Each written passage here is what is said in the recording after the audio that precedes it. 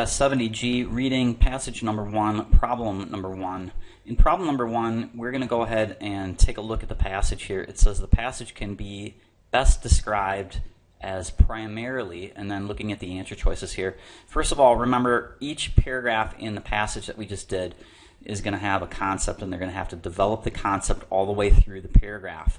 When you go into the next paragraph is going to have to give you a new concept, and then later down through there, they're going to develop the concept. So if you come back over here and you look back at your first paragraph, it says this. For most of my life, I worked in the family business, Battle Brothers, brick and mortar, a masonry company that my grandfather started in the Depression and with my uncles, blah, blah, blah, blah, blah. So it's a guy who basically inherited a company. His father was the one that made it, and his uncles worked in the company as well. So let's go ahead, jump into the answer choices and start looking at it. Let's start with D. It says, a father's tribute to a son who is taking over the family business at a difficult time. Well, it just talks about, in the first paragraph, just alone, looking at the first paragraph, it looks like he has already taken it over, and it's not really a tribute. So you can see that this is kind of a little bit off topic already, so we can go ahead and cross out answer choice D. Answer choice C says, an attempt by a business owner to understand the falling out he had with his father over how to run the business. So first of all, using the good stinky rule, you see that this is negative. And from the first paragraph, it said right in there, this guy worked most of his life in a company run by his family. So that means that he was provided an income to take care of himself and his family, which is a positive thing. We know the passage, for the most part, so far, just by looking at paragraph 1, is positive. This answer choice here is negative, and therefore using the good stinky rule can be crossed out as well. Answer choice B says an account of the rise and fall of a family business as told by one of its founders. You know that's wrong right away, because it says right away, the kid, it says I, which is referring to the person, worked for my family business in paragraph 1, remember, that the grandfather and uncles made. So he was not a founder. That is off topic. Let's go ahead and take a look at answer choice A. A says, the reflection of a man considering the past and current state of the family business and his role in both.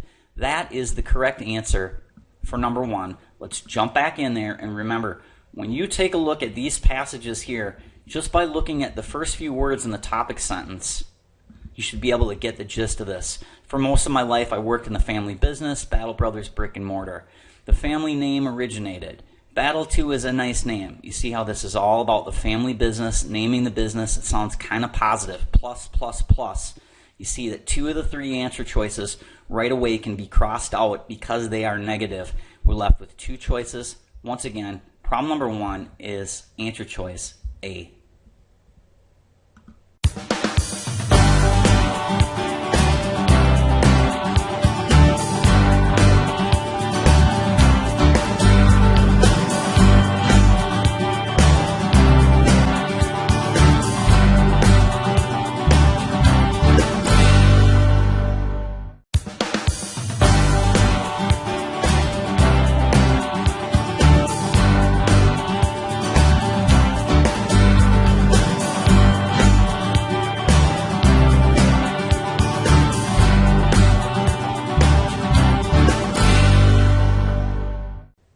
Test 70G, reading, practice problem number 2. Practice problem number 2, I would suggest probably waiting on this before you actually start working on it.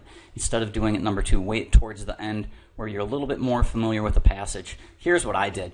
I came over here and I read the question. It says, which of the following actions affecting the family business does the narrator not attribute to Jack? This is a mystery question, and it's going to take a little bit of work. So what you can do is you can reverse finger scan the answer choices.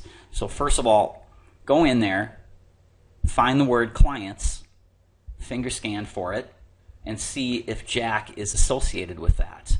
If you look over here, we found that on line 20, clients, and it says Jack says. So that tells us that that is in there, and we're looking for the one that is not in there.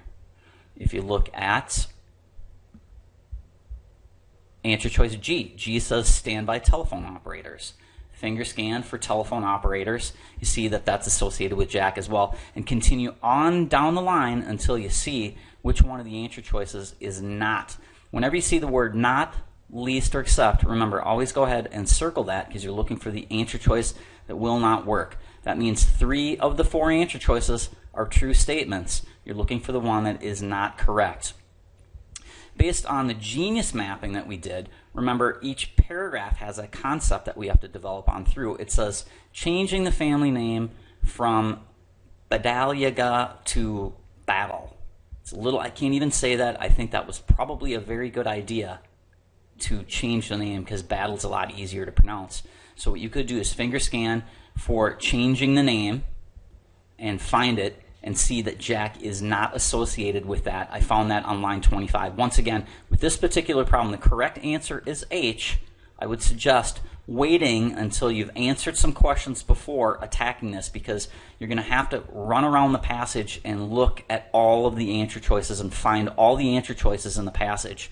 For example, if you had answered another question dealing with clients over here in problem 8 or 9 or 7, then you would have been able to just remember off the top of your head, oh yeah, that's over in this paragraph on this line, and I can quickly run over there and see if Jack is associated with that. Once again, practice problem number 2 is H.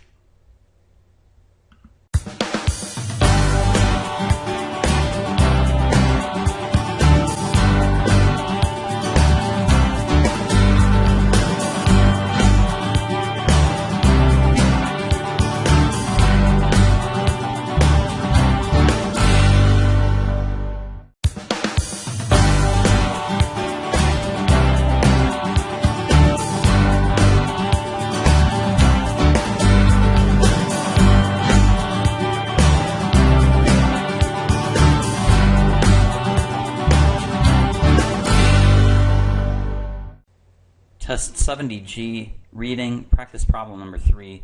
In practice problem number 3, problem 3 reads, the narrator explicitly declines to take a firm stand on which of the following issues. So here's the trick on this one. First of all, it's a hunting and pecking question. I personally would leave this towards the end. After you've answered some easier questions, come on back and work with this one. Once you get a feel for the lay of the land, and you've answered some questions and looked at some certain areas, you might remember some of this stuff. So save it towards the end. The second thing is this. It says the narrator. That's the key word, the narrator. How does the narrator refer to himself? Let's go on back and take a look up at paragraph number 1. If you look at paragraph number 1, it says this. For most of my life, I. The narrator refers to himself as I. So what we're looking for in this question is what the narrator is not going to take a firm stance on. So what I would do personally is I would go ahead, take the word I, and finger scan for the word I, and then come in and see what they're trying to say and see if he's taking a firm stand or not. So you come on up here, you take a look at paragraph number 1. It says, I worked in the family business, blah, blah, blah, blah, blah. And then it says, I maintain that my son Jack plans expanding the business. That doesn't answer the question. We keep going down. We go to paragraph number 2. We look for the word I. Finger scan I. Left to right, right to left, top to bottom. There's no I in paragraph 3. So we move to paragraph 2. So we go to paragraph 3. Finger scan, finger scan, finger scan. I. We keep going down and we run into an I here in the middle of the paragraph starting at line 26. As I've mentioned, I don't doubt, as he was always the savviest businessman as my brother, talked incessantly about the power of words.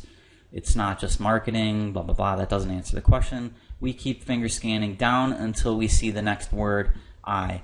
I'm not going to rail about the degradation, the standards, and work ethic. My father and uncle. We keep reading. I did mine, and Jack will have to do his, blah, blah, blah, blah, blah. And who can say who will have the hardest to go? Here's the word I. We basically took the word I. We said the word to ourselves, finger scan from left to right, right to left, and went through the passage. came up with the answer. Who has the hardest job? That is what the author is not going to take a firm stance on, and that is reworded in answer choice A. Which family member or members have to face the greatest challenges in running the business? That is on line 37. Remember, mystery question, take the word narrator, Scooby-Doo narrator. How do you talk about the narrator? The narrator refers to himself as I. Say the word I, left to right, top to bottom. A for number 3.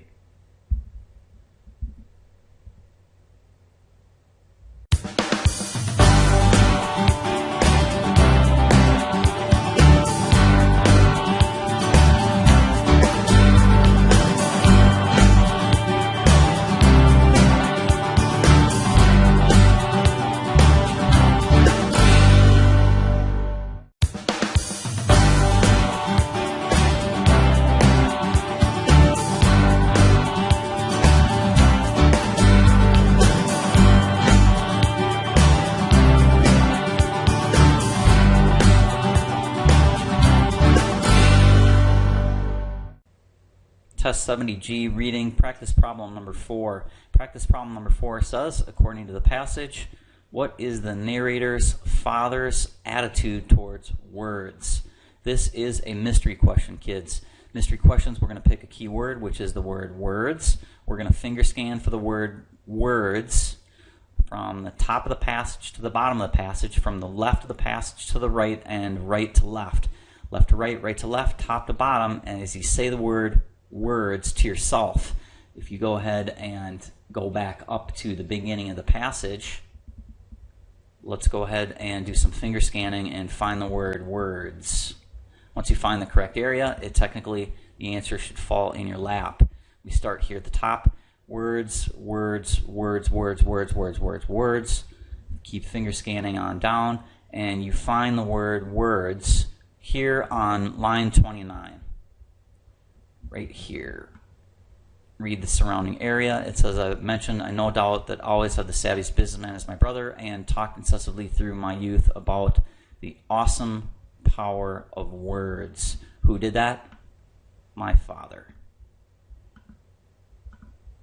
Let's go ahead and see which one of the answer choices basically restates that.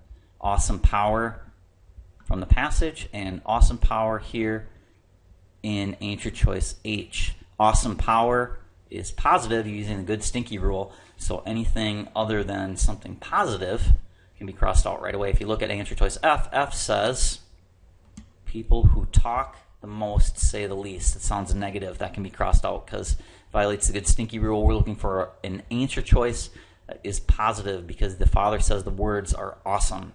Answer choice G says distracts. That's negative. And answer choice J says meaningless. It's negative. Answer choice H is the only one that will derive the correct answer. Remember, mystery question, pick the key word, finger scan for it, find it top to bottom, bottom to top, left to right until you find the key word for H.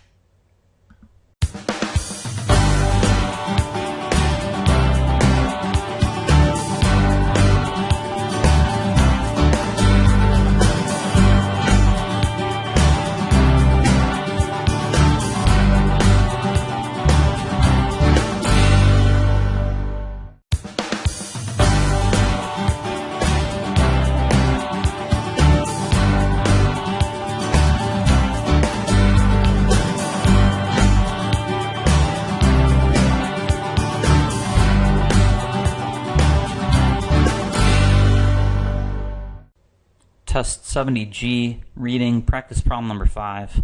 Problem number 5 is a line reference question, and it states, as it's used in line 44, the word out most nearly means. Remember, line reference questions, the answer can be found in the surrounding area of line 44. So it might be before line 44 or after line 44. Read the surrounding area and use the good stinky rule. If you see the sentence before line 44 that's positive, or the sentence after the line 44 that's negative, use that to your advantage. Let's go back up to line 44 and see what it says. In line 44, it looks like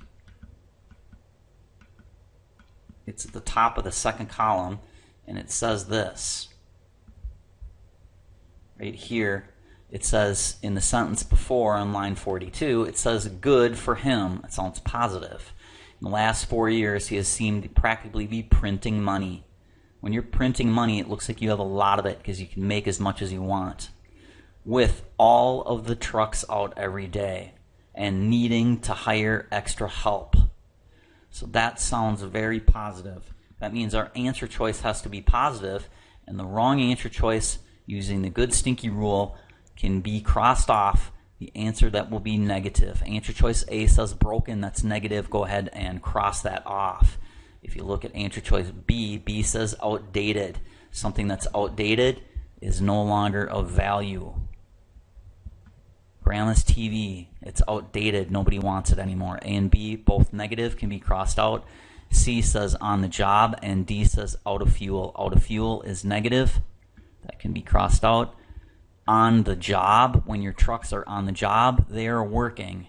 That means they are busy, and when you're busy, that means you are making money because your business is running successfully. Remember, use the surrounding area and the good stinky rule, 5C.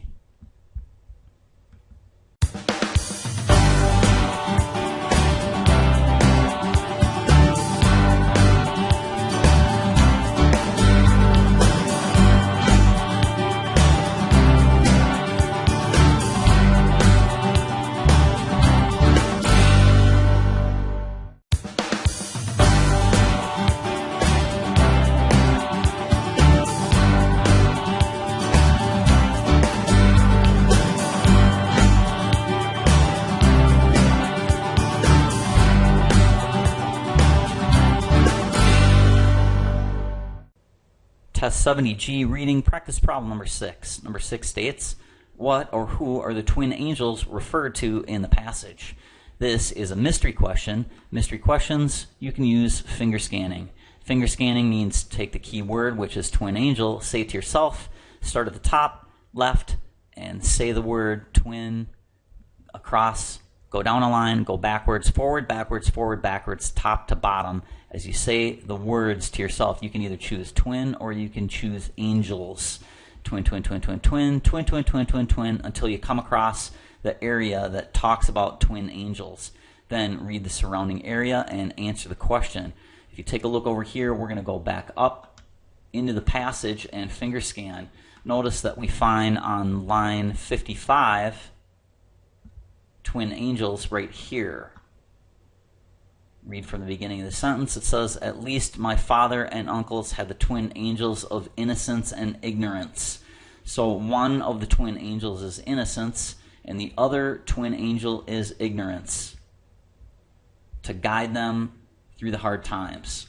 So what do? We look for an answer choice that restates the same thing as what we just saw in the passage from line 55. And you see, it is a very easy rewording. It basically says the same thing, answer choice G. Mystery question for practice problem number 6. Pick your keyword and go ahead and finger scan. 6G.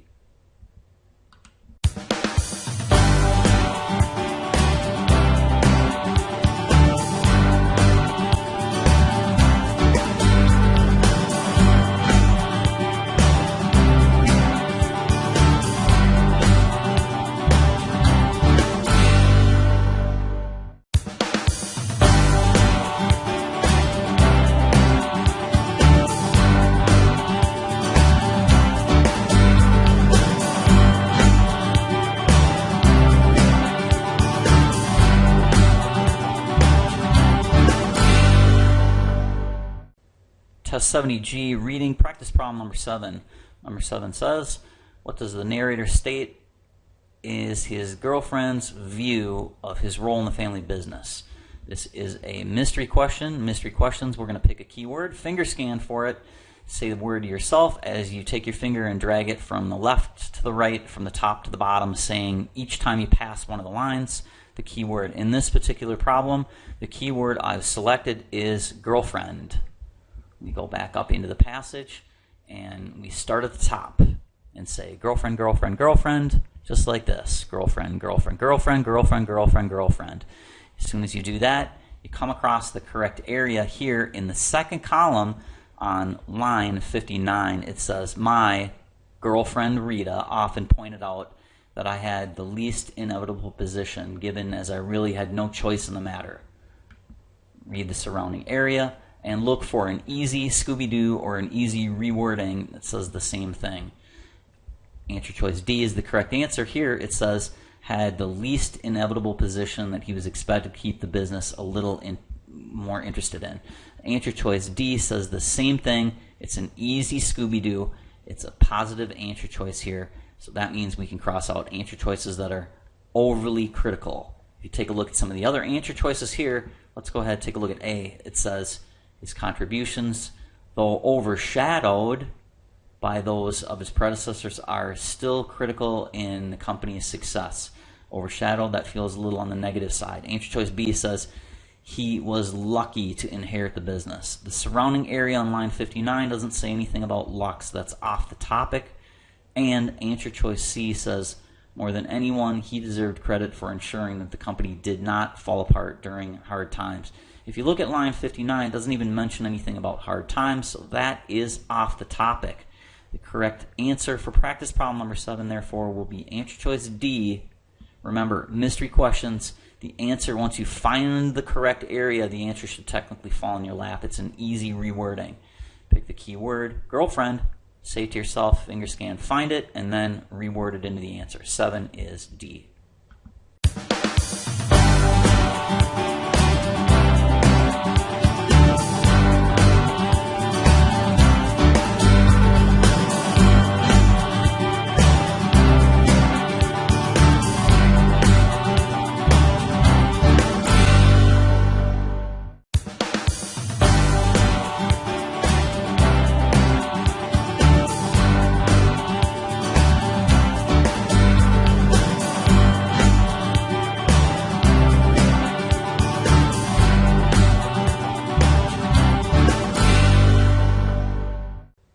Test 70G, reading, practice problem number 8. Number 8 states, according to the passage, who or what is Hank the Tank? This is a classic mystery question, kids. Mystery questions, you pick your key word. In the question stem, the key word here could either be Hank or it could be tank. Then we go back to the top of the passage and we finger scan and find the correct area. Remember, once you find the correct area, the answer should technically fall in your lap. Should be an easy Scooby-Doo or easy rewording. Let's do a quick overview of finger scanning. We're looking for, let's say, we're looking for the word Hank. We start here and we say to ourselves, Hank, as we draw our finger from the left to the right. Then we go down and we say Hank again, going backwards. Hank forward, Hank backwards, Hank, Hank, Hank, Hank, Hank, Hank, Hank, Hank, all the way down until you find the word Hank or the word tank or the word that you're searching for that you've chosen. When I've done that, I locate Hank the Tank on line 64, and here's what it says. In all fairness, however, I'm Hank the Tank. Hank the Tank is the narrator. We look for an answer choice that says that. Problem number 8 falls in our lap. It's an easy rewording. F, the narrator. 8, remember kids, mystery question, finger scan. Pick your key word, top to bottom, left to right, right to left. Find that correct area and the answer should fall in your lap. 8 is F.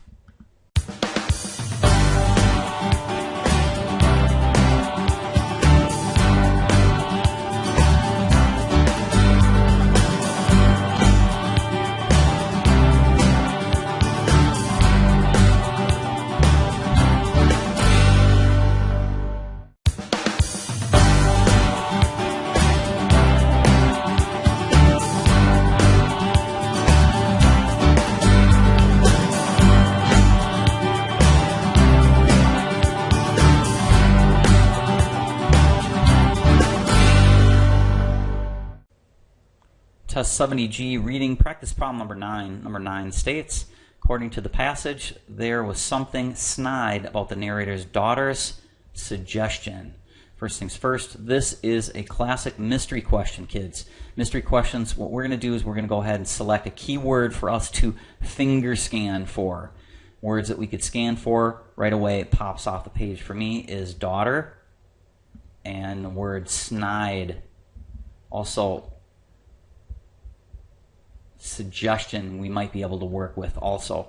I'm going to stick with either snide or daughter. Then what we're going to do is we're going to come up back to the passage and finger scan for the correct area. Once we find the correct area, the answer should technically fall in our lap. When you come up here, we start at the top of the passage and we say, let's say, for example, we're finger scanning for the word daughter. Daughter, daughter, daughter, daughter, daughter, daughter, daughter, daughter, daughter, daughter, daughter, from left to right, right to left, top to bottom, until we find the correct area that talks about the daughter. When we do that, we locate daughter on line 76 here. The other thing is, in this area, we notice that if we would have picked the word snide, snide is located in the same area. Also, we see the word suggestion. 3 words potentially would have gotten us to the correct area, 75 through 79. Now, what we need to do is we need to read this area and Scooby-Doo this into the correct answer. Here's what it says. It says, I haven't fully realized that there was no place left for me to go and decided on the suggestion of my daughter Teresa, citing my extensive resume as a passenger, that I ought to try my hand at being a travel professional, which in turn turns out, despite her snide deconstruction terminology, was just calling this blah, blah, blah, blah, blah. Okay, so the daughter suggests that the former owner of this company become a travel agent. We'll look for an answer choice that says the same thing there. We do that in problem number 9. We notice that the correct answer here is answer choice D, travel agent. See how that's just flat out Scooby-Dooed. 9 is answer choice D. Remember, finger scan, kids. Pick your keyword, finger scan, find the right area. Once you get to the right area, that is the hard part. It's done. The answer is going to be reworded, but only reworded slightly. So if none of the answers pop off the page at you, you might be in the wrong area, so it might be worth finger scanning to the end of the passage. 9 is D.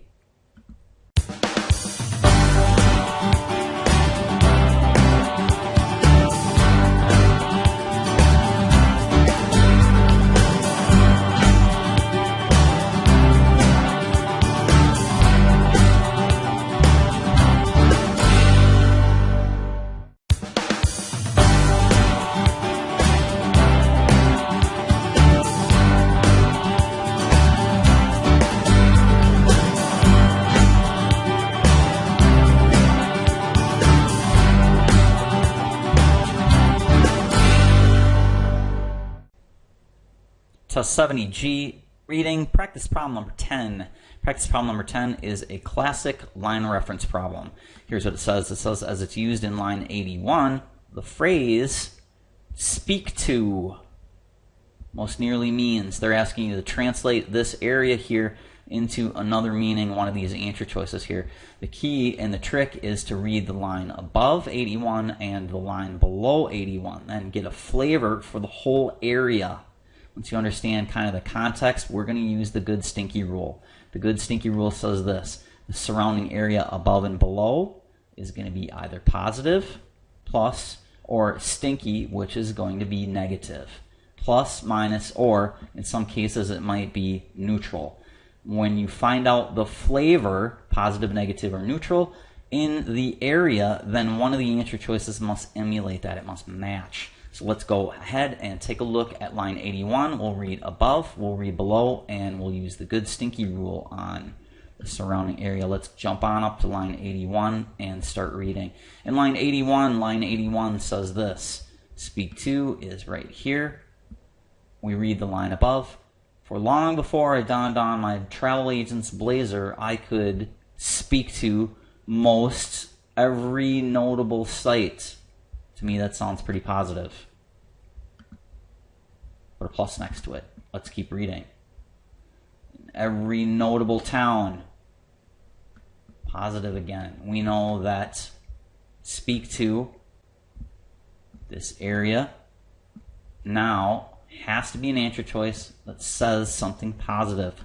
So what do we know? We can cross out answer choices that are negative. Let's go ahead, jump on down, and see if there's any of the choices in problem 10 that are negative. F says talk to directly. That's neutral. Go ahead, hold off. G says contradict openly. Contradict is negative and therefore can be crossed out right away.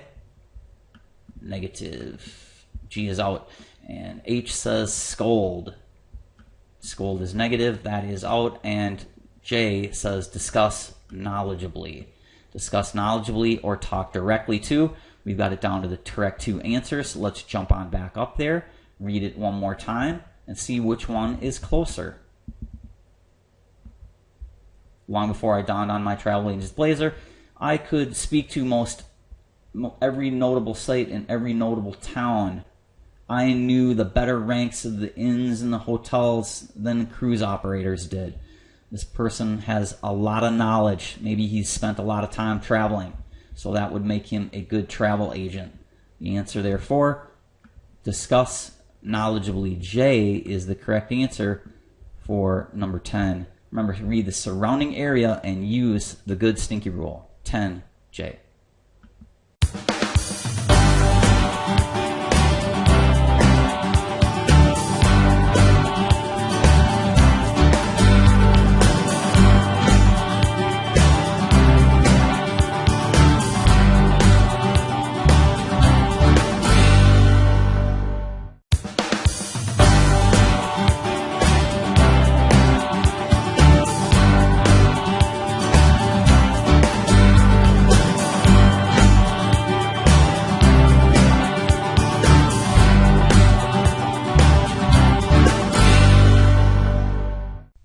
Test 70G, reading, practice problem number 11. Problem number 11 reads, which of the following qualities does the author not attribute to Cork? First things first, whenever you see the word not, go ahead and circle it.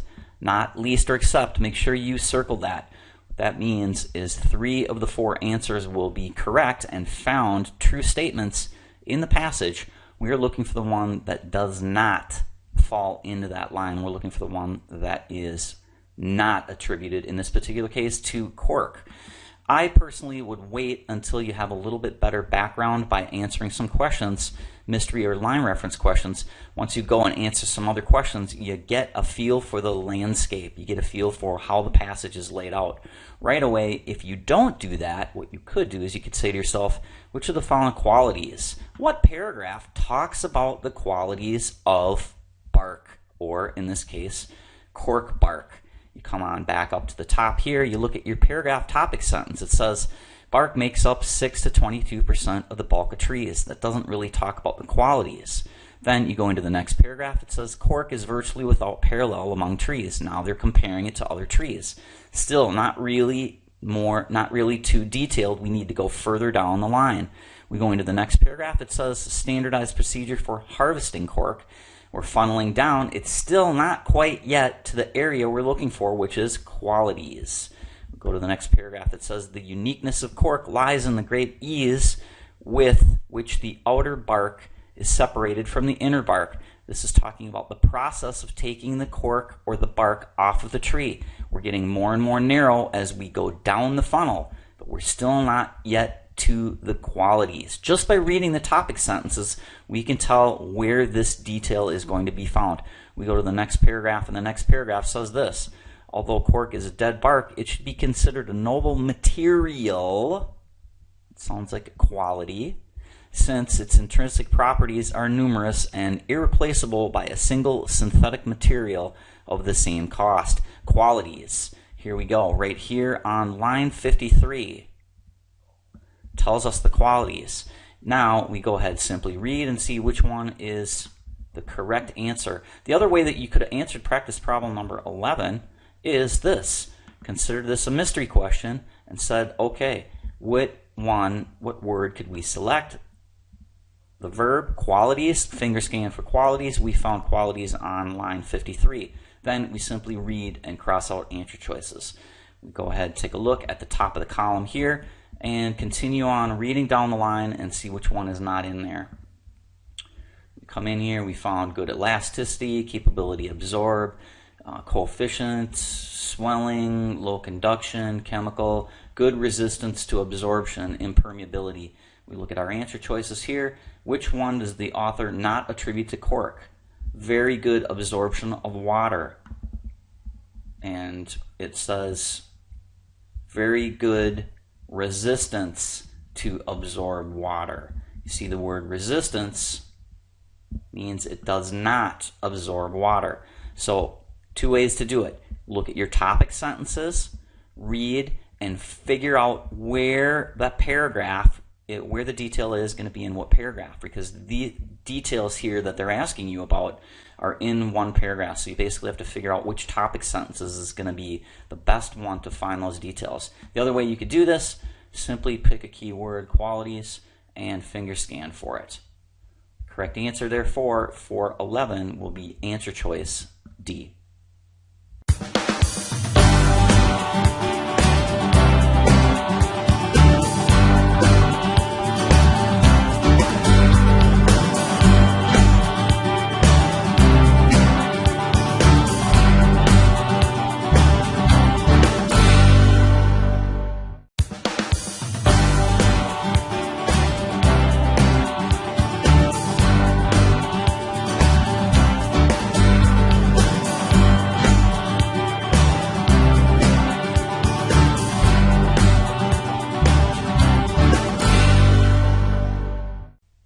Test 70G, reading practice problem number 12. Problem number 12 states, which of the following phrases best describes what the last paragraph adds to the passage? This is kind of a combination question between a big picture question and a line reference question. They're asking you about a whole chunk of material and they tell you to go into paragraph, the final paragraph there. So let's go back. The best thing to do here is start with the topic sentence. It says that the list of products that are made wholly or partially of cork is impressive. It's a list of products. This is telling you that cork can be used in a number of different ways. When you look at your topic sentence, what is the correct answer? The correct answer has to say something about the list of qualities and the products that can be made from cork. Let's take a look at answer choice F. A list of the ways the author's company has used cork. Well, the author does not own a company, so company tells us that that is off topic. We can go ahead and cross that out. Answer choice G says a summary of the information provided in the rest of the passage. A summary of the last paragraph? No, that's off topic as well. Answer choice J says a list of the ways cork has been used combined with a list of its potential uses. It does not talk about any potential uses. If you read further in that paragraph, it just simply gives you a list of products that are used currently. There's no potential uses. That's off topic. Let's go ahead and take a look at answer choice H. H says a list of cork products manufactured for use in a wide range of settings. That's the correct answer. Let's go back up and take a look and see why that is. The list of cork is impressive. We can floats, resists, refrigerators, toys, linings, blocks, and so forth. If you go back, take a look, that is exactly what we're looking for in 12. 12, therefore, will be answer choice H.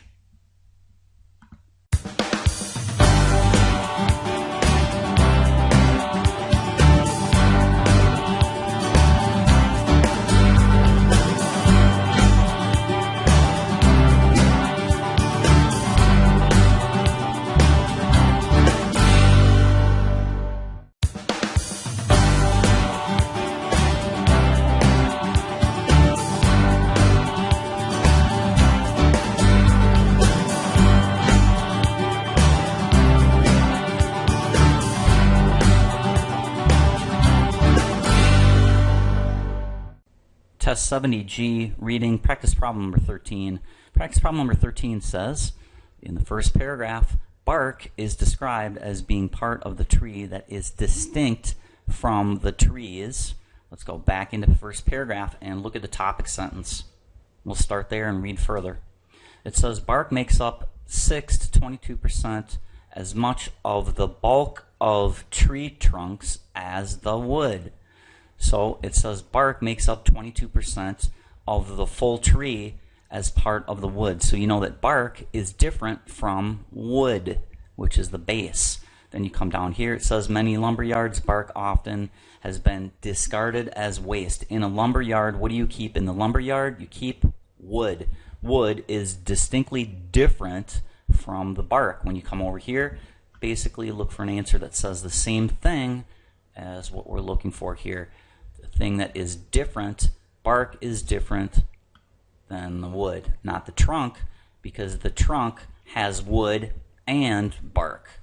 The bulk, we already saw that from the topic sentence, it's 6 to 22%, so that is wrong. And answer choice D says energy content, which is totally off the topic. So answer choice D will be out. B is the correct answer for practice problem number 13, looking for a Scooby-Doo for saying the same thing.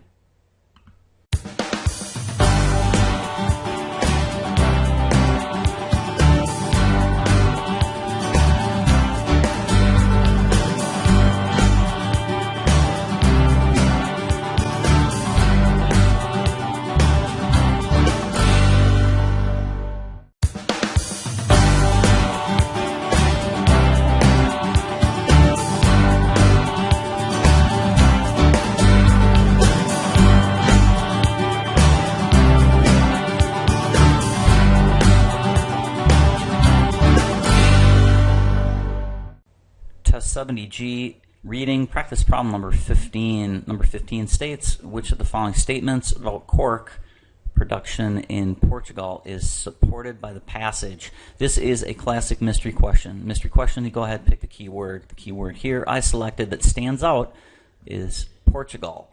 Once we go ahead and select our keyword, we're going to finger scan. Go back to the beginning of the passage and say the word to yourself, Portugal, Portugal, Portugal, or port, port, port, port, port.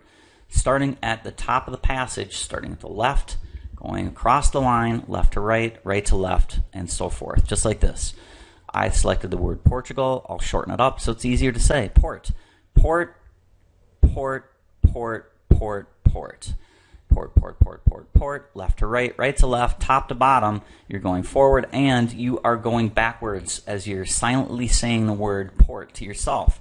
You're reminding yourself that you're only interested in the word port or Portugal. Port, port, port, port, port, port. We find port or Portugal here on line 18. It says Atlantic coast cultivated principally in Portugal, which with 330 to 440 million pounds per year provides 50% of the world's production. We find Portugal again here in line 20. Portugal has more than 1.8 million acres of cork oak under cultivation. We know that the correct answer here, Portugal, is on line 18 and 20. We jump into the answer choices and take a look and see which one is the better choice. 50% and half the world's cork say the same thing. D is the correct answer from line 20, 21. And let's go ahead and take a look at the wrong answers. Answer choice A says Portugal has more than 440 million acres. Well, you know that's wrong because it says it has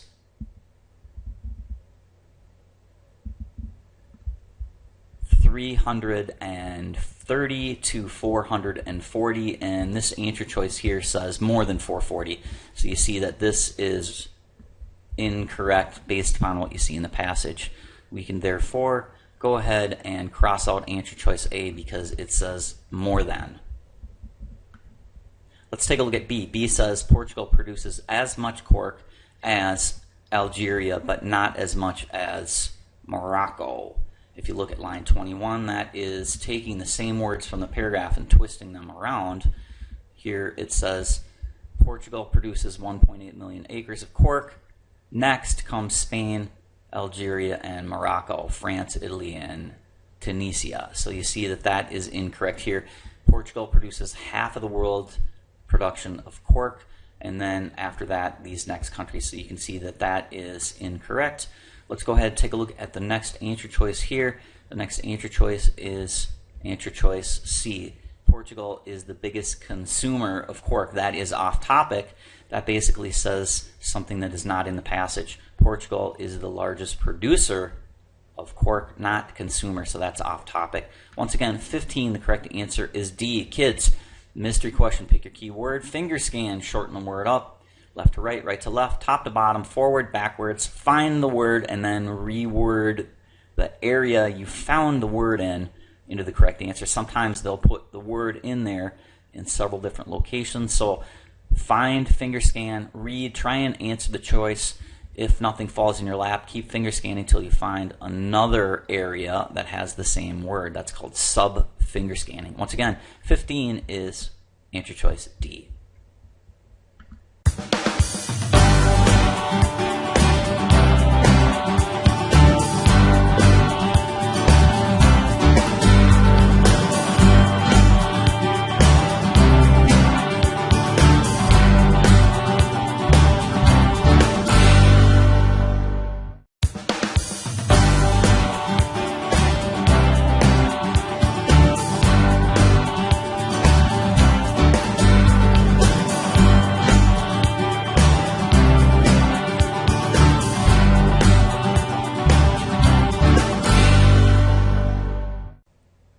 Test 70G, reading practice problem number 16. Number 16 states, according to the passage, determining when to first harvest cork is a function of the.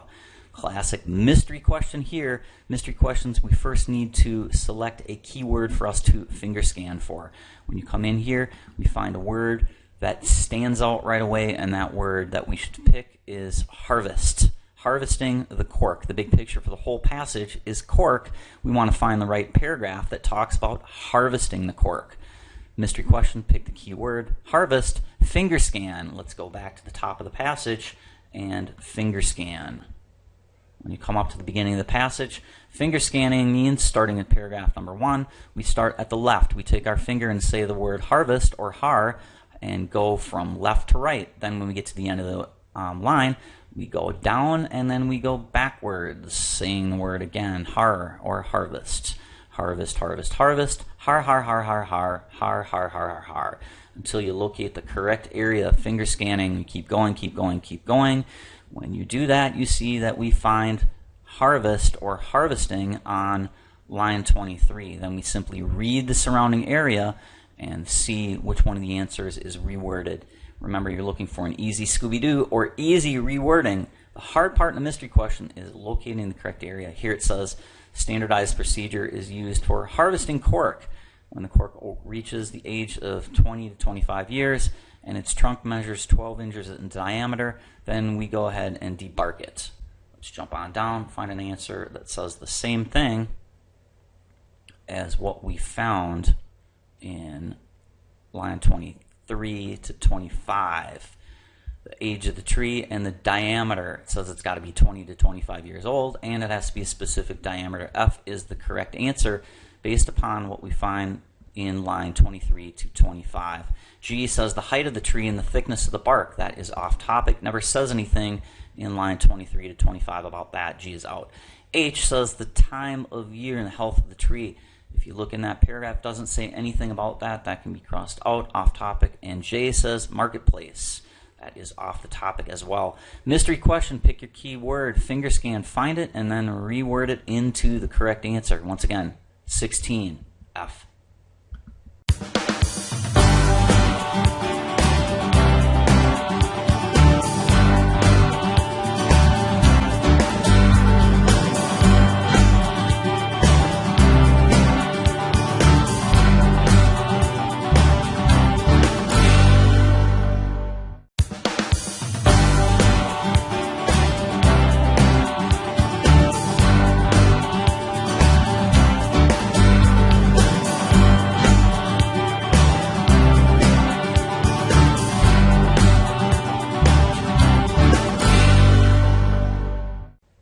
Test 70G, reading practice problem number 17. Number 17 states, according to the passage, which of the following is an accurate statement about the timing of cork harvesting? Classic mystery question. Mystery questions, first things first, pick the key word that we're going to locate or finger scan. Harvesting, we've seen this again once before in practice problem 16. Two mystery questions asking you about the same thing. Harvesting, we go ahead, finger scan for harvesting.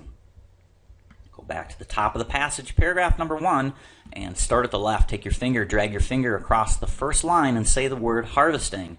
Harvesting, harvesting, harvesting, kind of slow. So what we can do is we can shorten it up by saying the first 3 letters, har, har, har, har, har, har. Left to right, go down, backwards, right to left. Left to right, right to left, forward, backwards.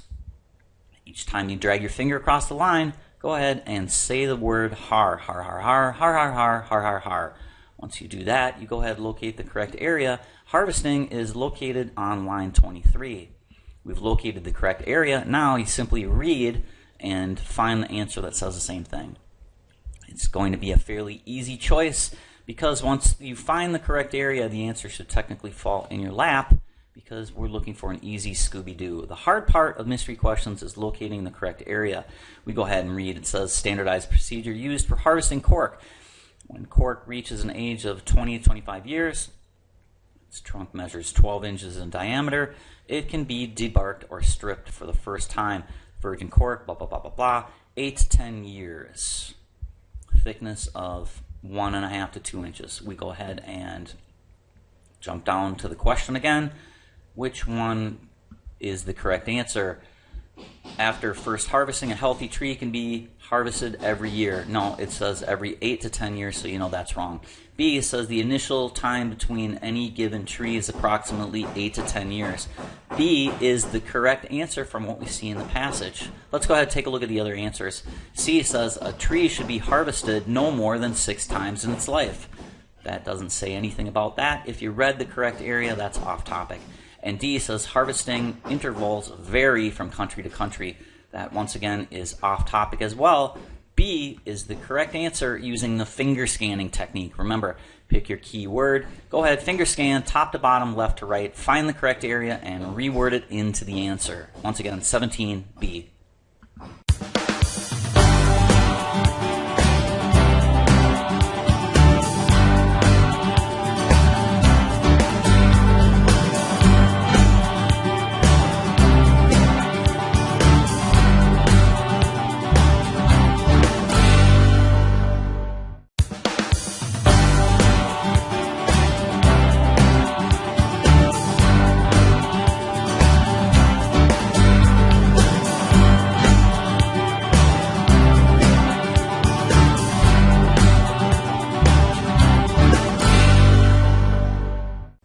Test 70G, reading practice problem number 18. 18 states, the passage indicates that a healthy cork oak tree harvested for its cork typically lives what amount of time compared to one that hasn't been harvested for its cork? It's a classic mystery question. Mystery question, you pick the key word. In this case, I chose the word, which is a verb, lives. I go ahead, finger scan for the word lives, and then reword it into the correct answer. Some of you may have chosen a different word. Harvested is another word here, and harvested again here. Go back to the top of the passage. Finger scan. Let's do a quick overview of finger scanning. Finger scanning, you take your finger, you drag your finger from the left to the right, down and right to the left. That means forward and backwards. You're not reading, you're simply trying to locate the correct word. The word I chose was live, so I would say live, live, live, live, live, live, live, live, live, live. Going through the passage, just trying to locate the correct area. If you chose the word harvested, watch what happens when I say harvested 3 times. Harvested, harvested, harvested, harvested, harvested, harvested. It's slow. In that case, what we can do is we can shorten up the word to the first 3 letters. Har, har, har, har, har, har. When you do that, you will locate the word live or harvesting. I chose the word live, so let's go ahead and find it. Here's what it says, live, right here on line 34. Notice that on line 34, the word harvesting is there also. Just above, harvest is in here as well. And remember, the below part here is called the details. What's the job of a detail? To support your topic sentence. That means these details are here to support the fact that cork trees are harvested. Well, oh by golly, let's go ahead and take a look at the topic sentence. It says it right there. The big picture for the paragraph is harvesting. You could have found it several different ways. We're locating a detail, which is a mystery question, find the correct area, and then reword it into the answer. If you look over here, it says the second harvest can be preceded and thereafter every 8 to 10 years at the age of 130 to 150 years. If a tree is harvested, it will live 130 to 150 years. Trees that are not subjected to this harvesting regime can live 300 to 400 years. So here's the area that we're trying to locate. Reword this. Trees that are harvested live shorter amount of time than trees that are not harvested. Jump on in, take a look at the answer choices and see which one says the same thing. problem number 18. 18F says trees that live, that have been harvested, significantly live less, because 130 to 150 is significantly less than 300 to 400 years. We can go ahead and cross out G because same amount of time. We already located that on line 34. It's not the same amount of time. And a few more years is opposite of what the answer says in the passage up here in line 34. That's out. And J says many more years. Both of these are opposite of what you see in the passage. 18, therefore, will be answer choice F. Remember, kids, mystery question.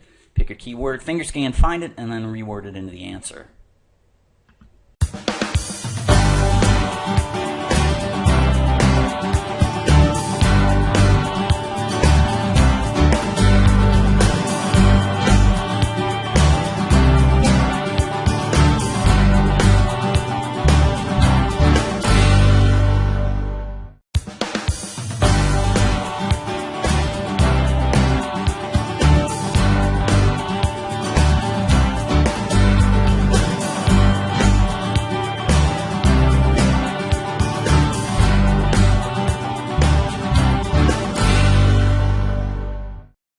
Test 70G reading practice problem number 19. 19 says, what does the passage state is the art involved in removing bark from the tree? It's a classic mystery question. Mystery question, you pick the key word. The key word I selected here was the word art, which is a noun. Finger scan for the word art, find it, and then reword it into the answer. The hard part of a mystery question, once again, is finding the correct area. The answer should technically fall in your lap once you find the right area. We go up here, finger scanning. You take your finger, you drag it from the left to the right, down and backwards, forward, backward, forward, backward, forward, backward. Say the word to yourself as you drag your fingers across each line. Art, art, art, art, art, art, art, art, art. As soon as you do that, you locate the correct area. I found art on line 39 down here. Simply read the area and answer it. The art of stripping, which is carried out from mid-June to August, when the sap is rising, lies in the longitudinal and horizontal cuts of the trunk in order to release the strips and sheets without damaging the inner bark. Read that area, go down to the problem, and take a look at the answer choice that says the same thing. It says removing the outer bark in a way that causes no injury to the inner bark. That says the same thing as what you just read on line 39. Answer choice A, why is it wrong? It says cutting in a way that makes what is removed from the tree particularly useful in art applications. That's a distortion. That is off topic. Doesn't say anything about art applications as well. That's out. Answer choice C says slitting the outer bark in a way that allows the layers of the inner bark to exceed in one piece. That is not in that area. That is just flat out a distortion and wrong. Cross it out. And J says judging in the precise time that the cork becomes the color. Doesn't say anything about color. It's off topic. Therefore, 19, the correct answer will be B. Kids, remember, mystery question. You pick your keyword, finger scan, say the word to yourself, drag your fingers. Don't read. Get going. You just want to find the right area. Find it in the area, then reword it into the correct answer. Once again, 19, mystery, finger scan is B.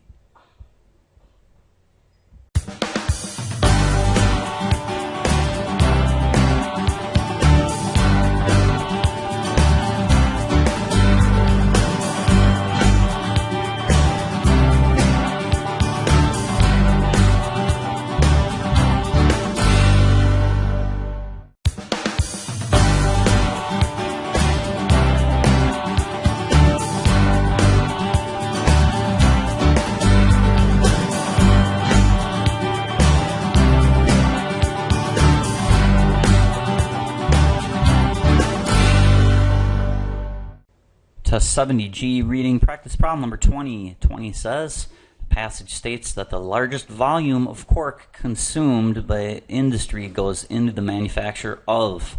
It's a classic mystery question. Mystery question, pick your key word. Largest volume is what I selected. You could have chose largest or volume or both. Finger scan, find it, and then reword it into the correct answer.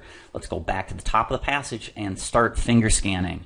Remember, quick overview of finger scanning. Take your finger, start at the left at the top, drag your finger across from the left to the right, say the word that we've selected. I chose volume. Volume. Then go down a line and go backwards. We're not reading, we're simply trying to locate the correct area. Volume, volume, volume, volume. Left to right, right to left, forward, backwards, then top to bottom. Volume, volume, volume, volume, volume, volume, volume, volume, volume, volume. If you find that the word volume is too long and too hard to say and too slow, you could just simply shorten it up by saying vol, vol, vol, vol, vol, vol. Go ahead and do that. We go all the way down, vol, vol, vol, vol, vol, vol, vol, vol, vol, vol, and we locate the word volume on line 67. We read the surrounding area, and it says here, however, the largest volume of cork consumed by industry actually goes into the manufacture of cork aggregate soundproofing panels and tiles and flooring for homes, public buildings, and so forth. We jump on down to 20 and see which one of those answers pops off the page. Answer choice J says soundproofing panels and flooring. It's an easy rewording or easy Scooby-Doo. J is the correct answer. Let's see why the other answers are wrong. F says stopper is known for corks. This is what you would think. Most kids would think cork, that reminds me of like a bottle, a champagne bottle or something, or a bottle of wine. There's a cork in the top. No, it's simply a distortion that's not in there. Answer choice G says installation for household appliances. That's out. And H says bulletin boards in school. Some kids might say F or H if you've never read the question. That just makes common sense, but it's not what it says in the passage. The best answer here is answer choice J, soundproofing. One last thing I want to point out here is when you go up into line 67, remember we talked about the words that are called flip-floppers. Flip-floppers are words that change direction in the passage. The word however, when you come across the word but, yet, or however, these words tend to have answer choices surrounding them. So right away I know that this is the correct answer because however and volume here say the most important thing here. If you look up here, small scale appliances, on the other hand, or however, the largest volume here. So remember, answer choices are surrounded. If you see the word however, but, or yet, the answer is going to be right around in the correct area there. Therefore, our answer using those structural clues a couple different ways is going to be J for problem 20.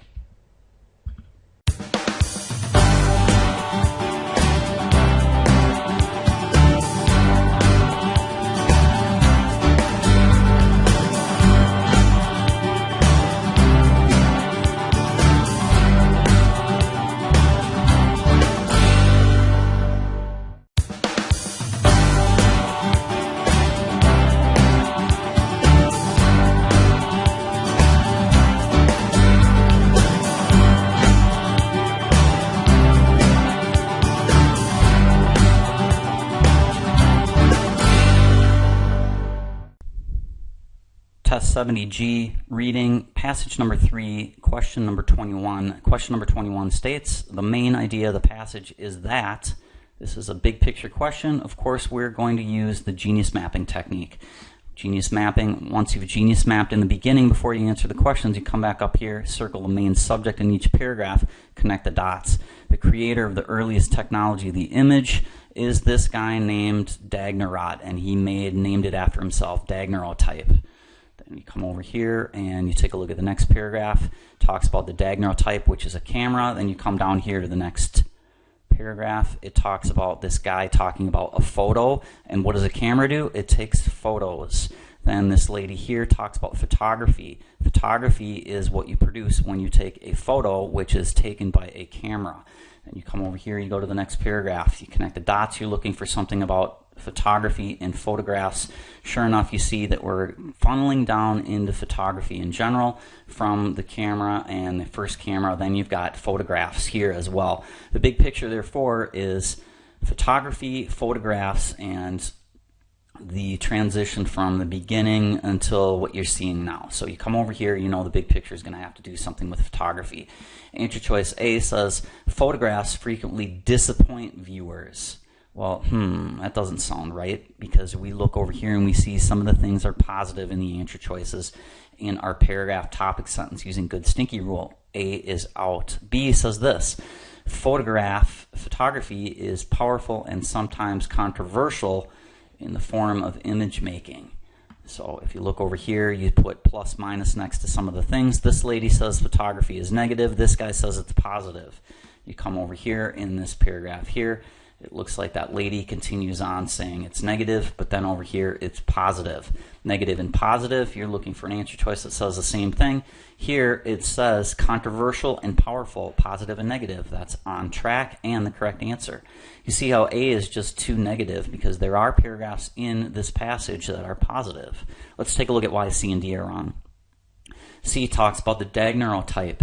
Well, the daguerreotype is just the first camera, but it goes on as we funnel down into the later paragraphs. It just talks about photography in general going away from the daguerreotype. So this is too narrow. Remember, genius mapping will keep you on track. That also is negative. It says is ineffective. Remember the other two paragraphs that talked about the photography and photos being something more positive? There is 1859, way after the daguerreotype was made. This guy, Oliver Wendell Holmes, talked about the photography in a positive way. So answer choice C is out because it's too negative. And D says the daguerreotype replaced other art forms. That is off topic because it doesn't talk about any other art forms. Genius mapping, kids. Pick the main subject, read your topic sentences, and connect the dots. Each paragraph has to be talking about the same type of a thing. It's going to be a little bit different style. They'll use different words to say the same thing. Once you do this, connect the dots, you'll see what the big picture is. The answers will be fairly straightforward. 21, B, using genius mapping.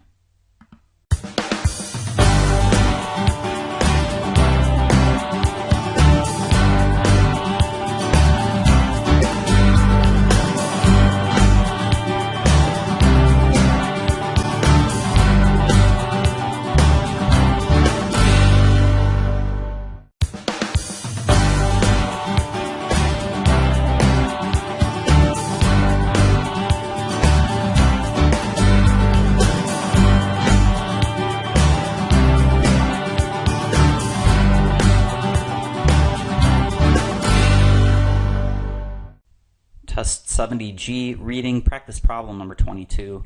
22 states, based on the passage, which of the following statements would Sontag most likely agree? First of all, it is a mystery question. Mystery questions, we're going to pick a key word. I chose Sontag. Then we're going to go ahead and finger scan and say the word Sontag to ourselves until we find the correct area. When we do that, we locate the correct area here on line 48. Susan Sontag argues that images, particular photographs, carry the risk of undermining true things and genuine experiences. So we're looking for an answer that restates this according to the area we found by finger scanning. Remember, finger scanning, say the word to yourself as you drag your finger from the left to the right and go down a line and backwards. Forward, backwards, forward, backwards. Sontag, Sontag, Sontag, Sontag, Sontag. We found that on 48. Now let's just simply reword it into one of the answers. So she's saying it risks. That sounds negative. Our answer choice has to be negative. F says this: photographs force us to examine more closely the subjects they depict. That is off topic. It doesn't say anything about the risk of undermining. This is very negative, and this is neutral. That can be crossed out. G, photographs provide the best way to know about the world. Well, that's positive. We know that risk of undermining, that is negative. That is out because of the good stinky rule. That is a positive statement. We need a negative one. Let's take a look at H. H says the numerous images people see every day can desensitize them to real experiences, and there it is right there. The dangers of undermining, understanding the art, knowing the great deal about what is in the world through photographic images. Sometimes people are frequently disappointed. And if you see up here, it continues on. Surprised, unmoved when they see the real thing. When they see the real thing compared to an image, the image looks totally awesome. They see the real thing, they're not so impressed. That is a Scooby-Doo for desensitizing, which is answer choice H. Let's go ahead and take a look at why J is wrong. J says museum goers are disappointed by the quality of reproductions of the original work. That is just flat out off topic. 22, using the mystery technique, will lead us to the correct answer of answer choice H.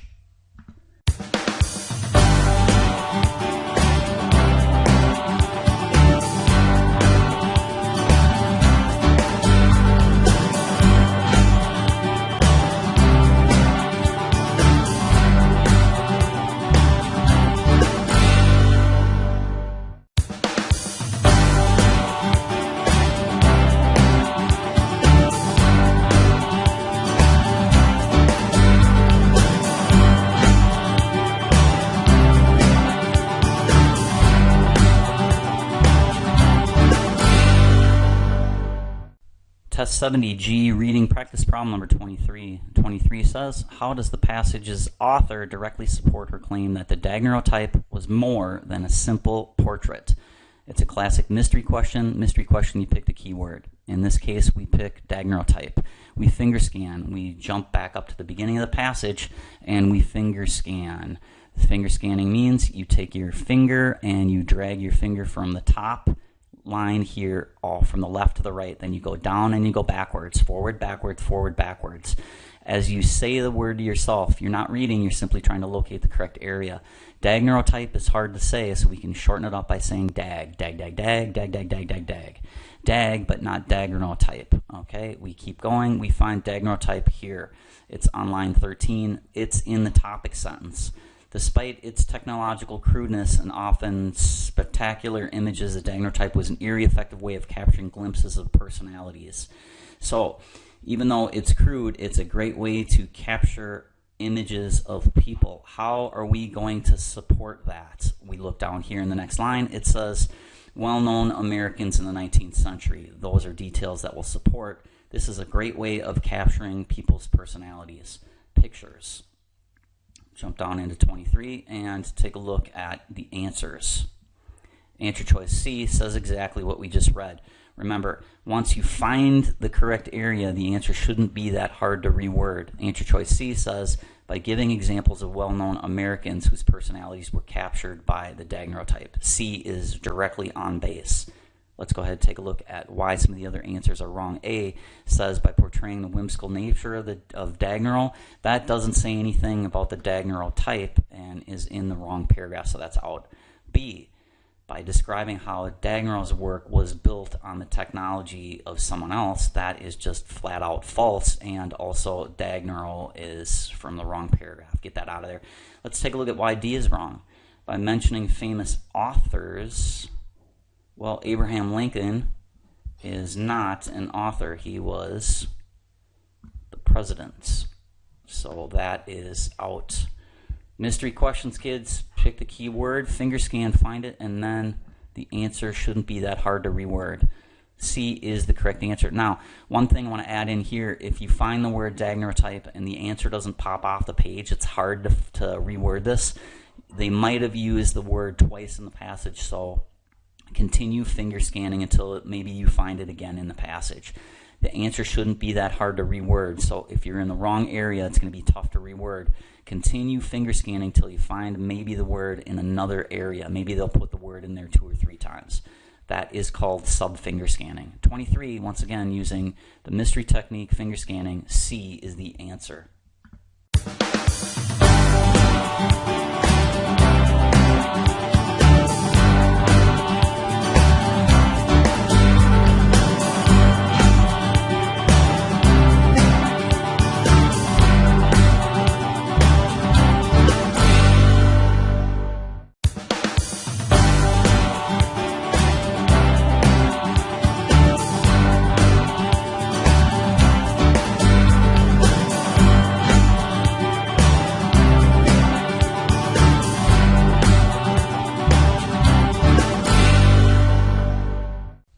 Test 70G, reading practice problem number 24. Practice problem number 24 says the passage's author most likely relates the plot of The House of Seven Gables 2. It's a mystery question. We're going to go ahead and pick a keyword. Pretty easy. It's italicized. House of Seven Gables. Locate it by finger scanning. When we do that, we locate it on line 27. Let's jump on up to 27. Here we see, very easy to find, House of Seven Gables. House of Seven Gables is a detail to support our topic sentence. Here's what it says. The daguerreotype did more than capture the posture of citizenry. It did more than capture just images. What else did it do? It also changed the artist's perception of human nature. So this is an example that shows this did more than just take pictures. It captured the perception of human nature. Then we read further. It says this. It says, but made use of modern technology, the daguerreotype, unspooling its story about unmasking the festering, latent evil. What did it do? It unmasked festering and latent evil. So what did it do? The daguerreotype really, in this example, helped you see things as they really were. It unmasked things. When you unmask something, you see it for what it is. If you see a monster with a guy with a monster mask on, you go ahead, take his mask off, you see who it really is. In this particular example, when you jump on down to the answer choices here, which one of those answer choices says the same thing as what we just looked at? G says this. Suggests that some artists believe in the ability of the daguerreotype to expose the truth, and unmasking say the same thing. Therefore, G is going to be the correct answer. Notice that the answer was hidden right around the word but. Structural clue. Let's go ahead and take a look at some of the other answer choices. F. F is incorrect because it says provide an entertaining interruption. It's not entertaining. Details are not in there to entertain you. Details are in there to support the topic sentence. So right away you can cross that out. H says point out that Hawthorne's doubts about the usefulness of new technology. New technology is off topic because we're talking about the daguerreotype. That is out. J says encourage the reader to study classic novels. Study classic novels. That is flat out a distortion and totally off topic. Take a look at problem 24. The correct answer, therefore, is going to be answer choice G. Remember, use your topic sentences. If you're asked a certain portion of the passage is a detail and you're having trouble rewording it, look at that topic sentence. Once again, if you look at that topic sentence, unmasking the truth, that says up here, it also changed the artist's perception of human nature.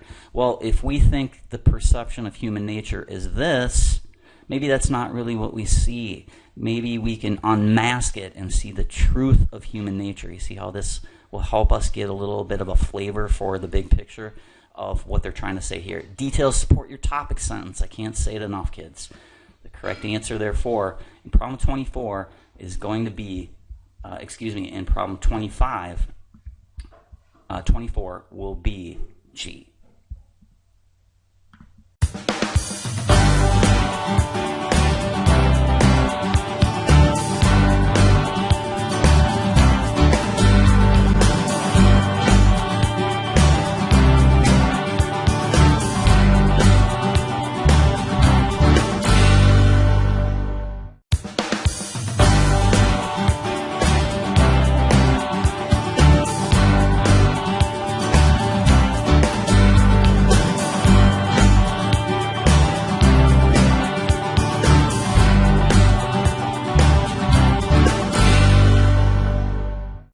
Test 70G, reading practice problem number 25. 25 says, which of the following people think or act in a way that most is similar to the museum goers described in the fifth paragraph, line 47 to 62. First things first, lines 47 to 62 is a large chunk of material. So we're asked about a whole paragraph. So here we are is 47, and let's go up to 62. Notice that 62 is on the top of the next page. So don't be lazy. We're going to have to look at the whole thing here. But wait, genius mapping. Genius mapping says the big picture will come from where? Big picture comes from the topic sentence.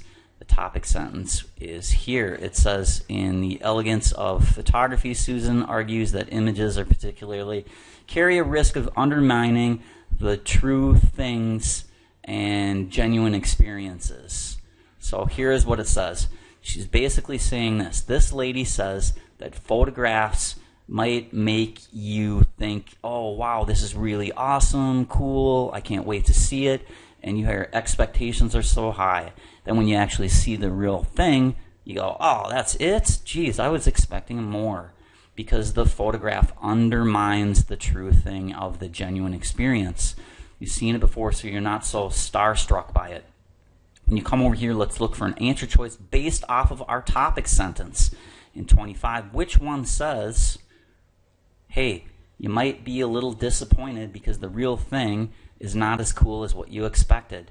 Athletes who participate in more sporting events than they watch on TV. That's off the topic and distorted. Cross it out. B says readers who prefer current novels to those written in the 1900s. That's off topic as well. Remember, we're looking for something that says when you see a photograph the real experience is going to be a letdown because you're expecting more. Answer choice C. Visitors to a zoo who enjoy viewing real animals rather than watching them on a documentary. That is off the topic. And D says music fans who would rather listen to records or recorded music than see live performances. Why do I say that? When you look at a photograph and then you see the real thing, you might be disappointed by seeing the real thing because the photograph is doctored up. It makes it look better than it actually is.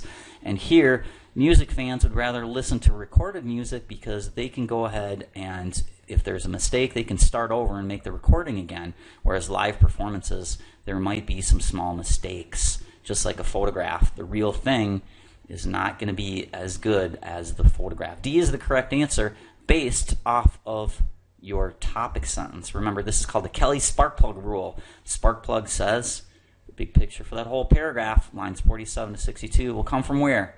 That's right, the topic sentence. 25, D is the answer.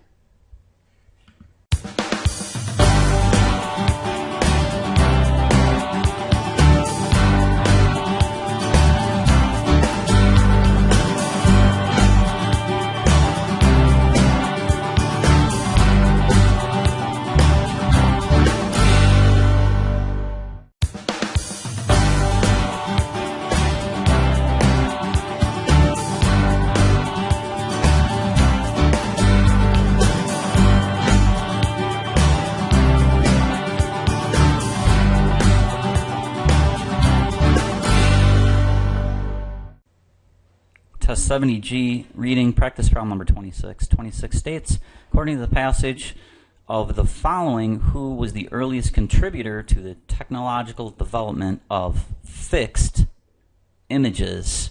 This is a mystery question. We pick our keyword, finger scan for it, find it in the passage, and then reword it into the answer. I chose the word fixed images. You could choose fixed or images.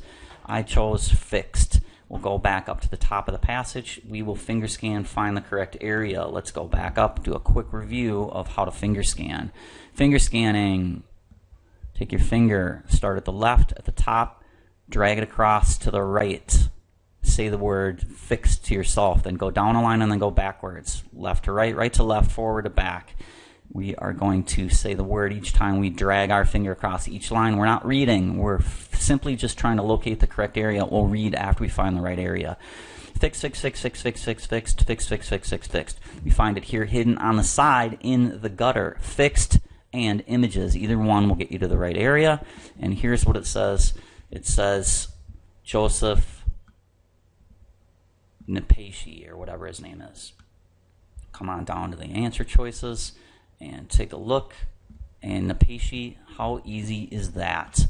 Notice that they hide it in the gutter on the sides to make it more difficult for your eyes to see. Remember, kids, if you look at something, the center of your focus will be right here in the middle. That's why they love to hide our secret words on the left, the right, the top, or the bottom, because our center of focus is going to be right here in the middle. Anything else, our eyes start getting kind of weary and black out here. We just seem to miss those words. So be extra careful if you're looking for mystery question words. Our key words have a tendency to fall on the sides, the top sentence, and the bottom sentence. Once again, 26, the correct answer is J.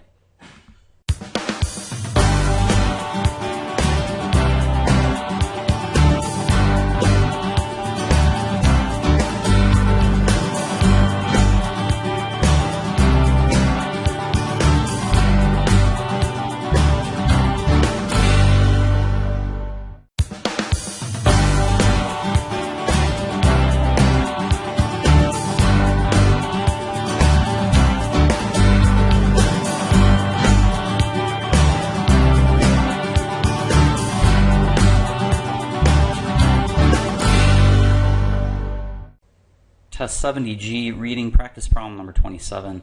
27 states, a journalist in 1839 had this to say about the daguerreotype. Talk no more about holding a mirror up to nature, she will hold it up to herself.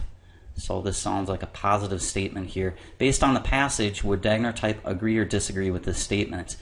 Daguerreotype is the creator of the daguerreotype which is a camera that takes pictures. And of course, the creator of a camera that takes pictures is going to believe that the images are going to represent the actual image they're taking the picture of. So the answer for sure is going to be yes. You are going to take a picture, and what you see is really what is the actual thing. It's not some massive distortion. It just makes common sense. The answer is going to agree. Daguerreotype is going to agree. So that means C and D can be crossed out right away. Answer choice A says agree because he felt that the daguerreotype should mostly be used to take pictures of the outdoors. Well, is that what he did? Did he take pictures of the outdoors? You won't want to go ahead and spot check your work. You can come over here and see what did the daguerreotype usually take pictures of. In answering previous questions, you see that the daguerreotype took pictures of what? And that is in the next paragraph down here.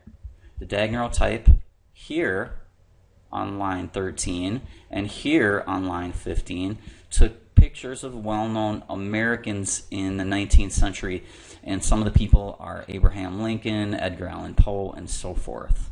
So that is going to be one of the answers we can cross out as well. Answer choice A says outdoors, so it will be wrong. B is the correct answer because he believed the daguerreotype gave the power of reproduction of nature.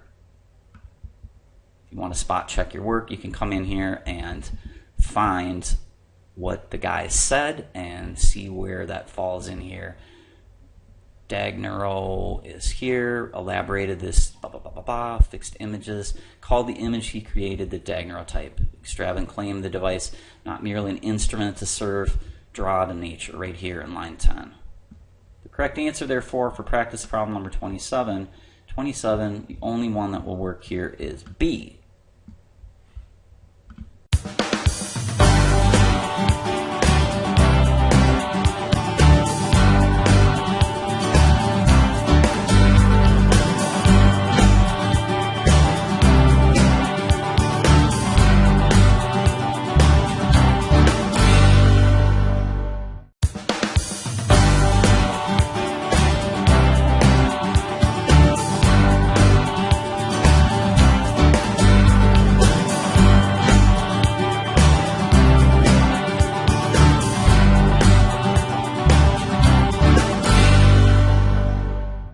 Test 70G reading practice problem number 28. Problem number 28 states, based on the passage, why might the House of Gables have been considered a modern story for its time?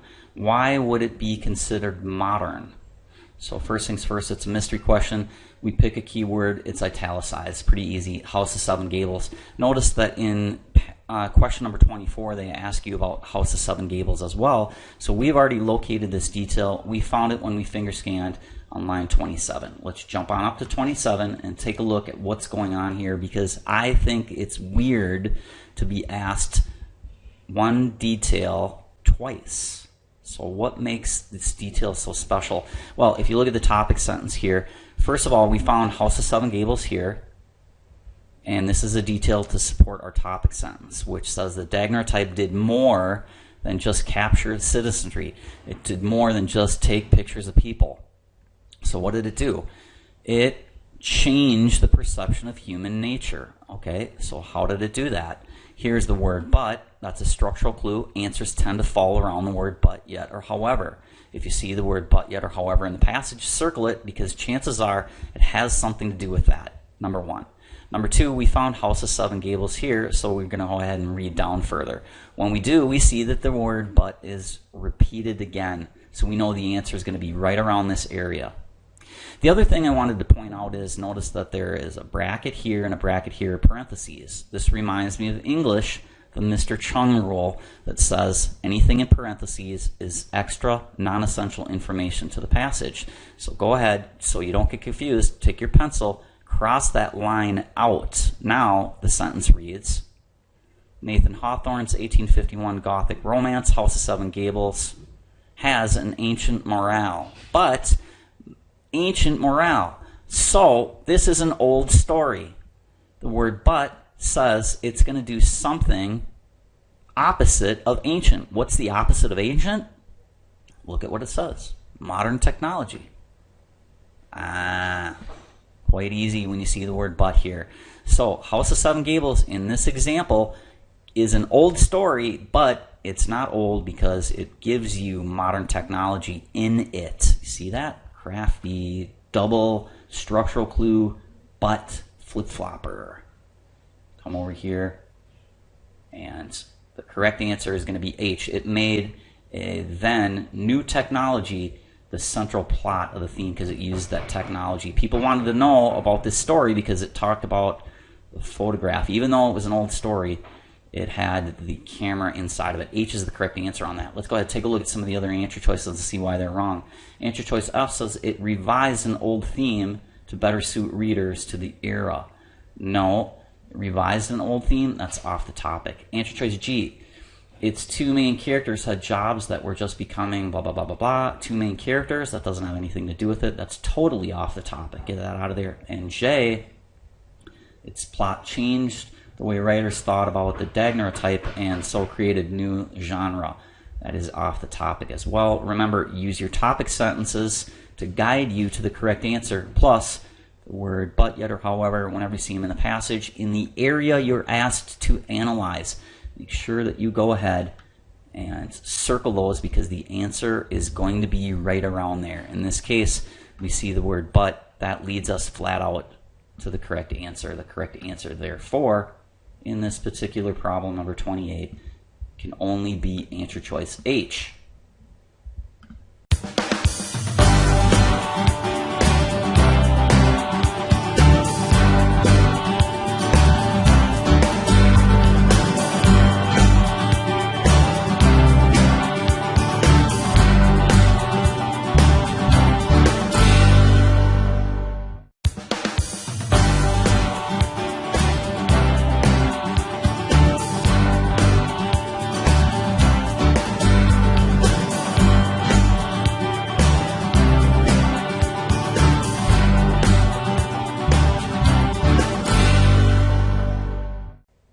Test 70G reading practice problem number 29. Number 29 is a line reference question. Here's what it says. Based on the passage, when Holmes called the photograph a mirror with a memory in line 43, he most likely meant that a photograph is what?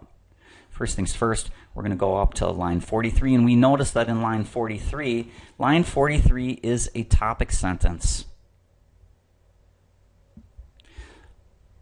Oliver Wendell Holmes called the photograph mirror to the memory. That sounds positive. We put a plus next to it when we genius map. That means the correct answer has to be positive. How do we know that?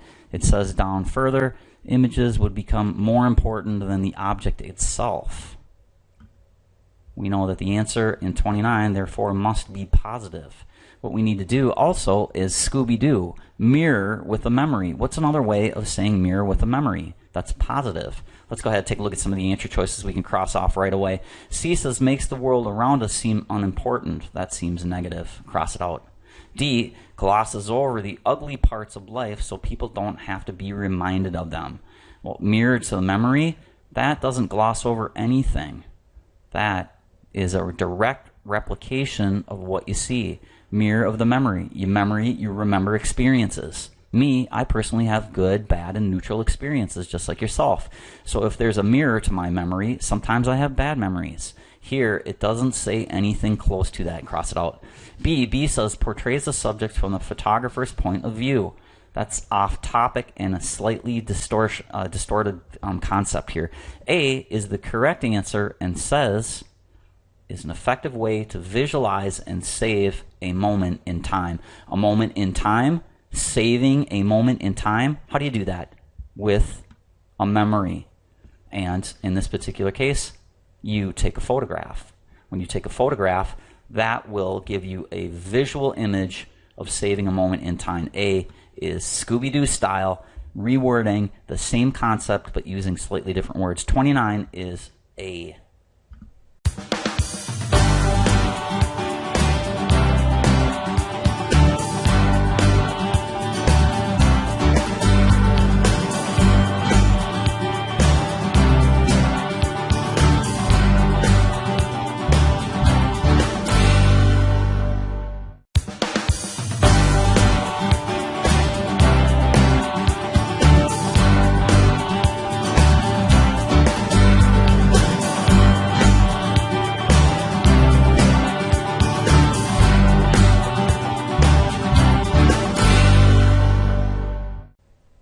Test 70G reading practice problem number 30. Number 30 states, based on the passage, Mitchell suggests asking students to blank out eyes of a photograph of their mother in order to do what? First things first, it's a mystery question. Select your keyword. I chose the word Mitchell. You could have chosen the word blank or eyes. Then what we do is we simply finger scan. Finger scanning says, go up to the top of the passage, say the word to yourself as you drag your fingers from left to right, right to left, and so forth. Mitchell, Mitchell, Mitchell, Mitchell, Mitchell, Mitchell, Mitchell, Mitchell, Mitchell, Mitchell, Mitchell. We go ahead and locate the word Mitchell on line 80, right here. Read the surrounding area. It says, nevertheless, it's a structural clue, flip-flopper. It goes from here to here, so we said that this area is positive because it says still remains some magical allure that the earliest daguerreotype has inspired. It's positive, magical allure. So, what is going on here? Mitchell wants you to cross out the eyes of your mother because that is going to support magical allure. Something magical happens. When you cross out the eyes of your mother, you can't see the eyes of your mother, but still there's something magical going on with that. You come over here, we'll take a look at the answer choices. We know the answer choice has to be positive. If you look over here, F says, show how physically frail a picture can be. Frail is negative. We can go ahead and cross that out using the good stinky rule. It's negative.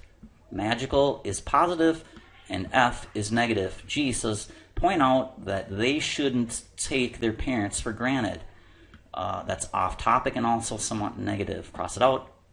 H says, force them to examine their family histories through photography. That is flat out off the topic. The only one that says something magical happens when you cross out the eyes of your mother in a picture, you're going to still be able to remember what your mom looks like. Here it says demonstrate the magical association a picture can have. Straight out, answer choice J is the best answer using the mystery technique. Pick your key word, finger scan, find it, and then reword it into the answer. Let's say that you chose a different word. Let's go ahead and see in line 80, do they say anything about eyes or a photograph?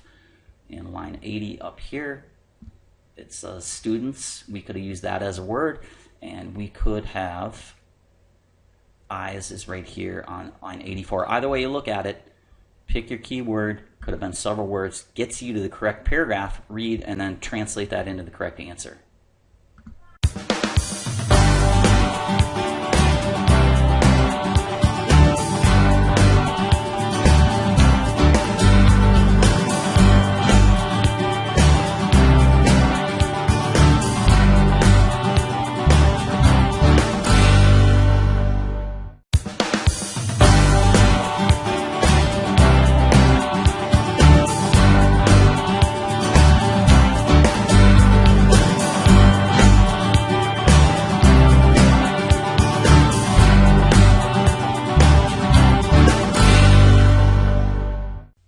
Test 70G reading practice problem number 31. 31 is a big picture question. It says the passage can best be described as an exploration of the.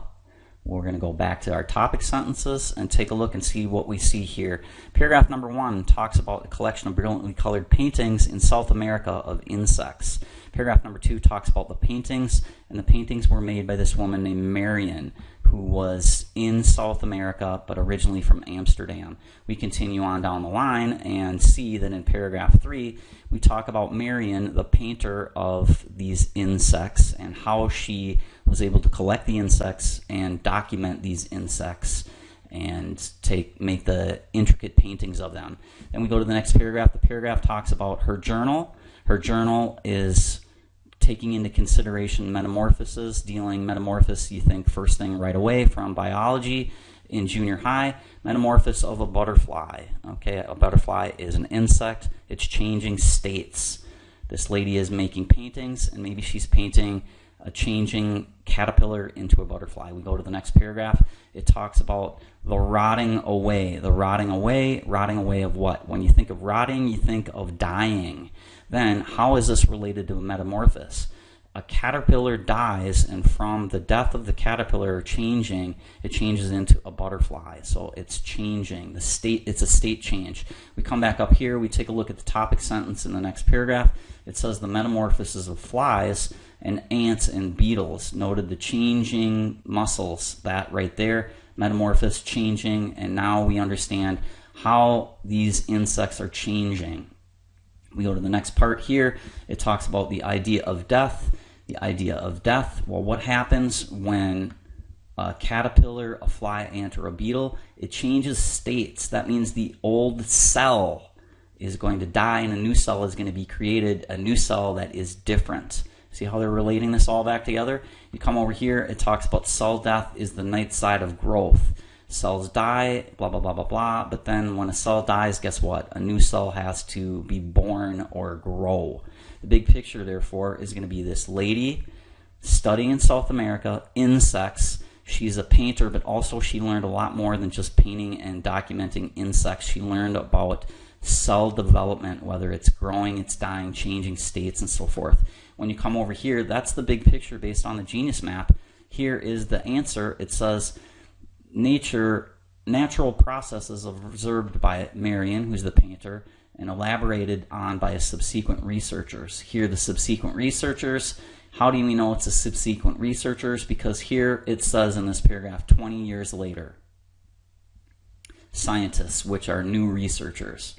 Genius mapping will lead you to the correct answer of answer choice A for sure. Let's go ahead and check and see why the other answer choices are wrong. B says historical significance of Marion as a pioneer female naturalist. Well, if you choose this answer choice, that means that the last paragraph talking about cell death is totally irrelevant. The paragraph before that talks about death and growth. That is totally irrelevant. The paragraph before that, which is talking about rotting away, is totally irrelevant. And the paragraph before that about metamorphosis and detailing metamorphosis, that might be on topic. But basically, this answer choice here only gives you half of the information in the passage. It is not complete, therefore it is out. It doesn't encompass the full passage. Get it out of there. C says artistic merit of Marion's paintings of animal metamorphosis. First of all, animal steps way outside the box. We're dealing with insects. Remember, insects, butterflies, and so forth, and changing.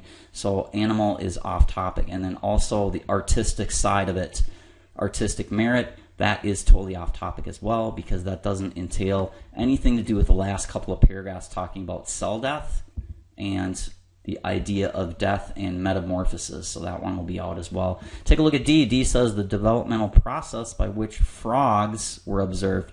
Frog is not an insect, so that's off the topic as well. Remember, genius mapping, read your topic sentences, circle the main subject, and then look for it in the next paragraph topic sentence. Read the next topic sentence, circle, and find commonalities between all of the topic sentences, and then link them together with lines.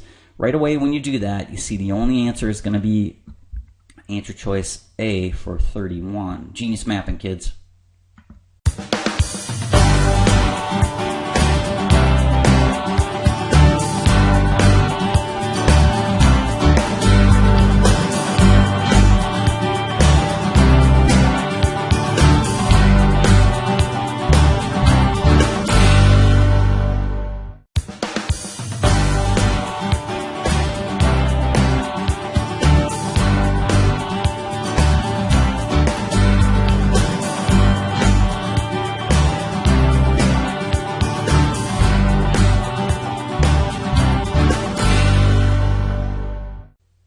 Test 70G, reading, practice problem number 32. Number 32 states, the author's overall tone when discussing Marion's work can best be described as, this is a flat-out good stinky rule. Remember, when you read your topic sentences, you come on back in there and see which one of the topic sentences is positive, negative, or neutral.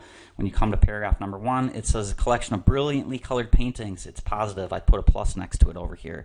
You go over to paragraph number 2 and see what does it say there. Paragraph 2 says the paintings were the work of Marion, a naturalist and artist who left her home in Amsterdam and sailed to South America to paint the life cycles of insects in the jungles of Suriname. So first of all, it sounds kind of cool. Geez, I want to do that. I'm going to sail around the world in 1699 and paint insects. I hope I have a lot of money to do that because I'm not sure if I'm going to get paid. Maybe somebody's sponsoring me. Positive on that one. We go to the next paragraph. From Suriname capital, Marion sailed to stopping along the banks, collecting caterpillars. Kind of neutral, kind of positive. Take a look at the next one. Week in Believer Journal. We knew that there is detailed analysis, intimately, blah, blah, blah, blah. Positive. You see, we get a general feeling of this woman and her work as being something somewhat positive. That means anything overly negative can be crossed out right away. Answer choice F says dismissive, negative, get rid of it. Answer choice J says skeptical, get rid of it. The author, what is the author's tone towards this lady's work?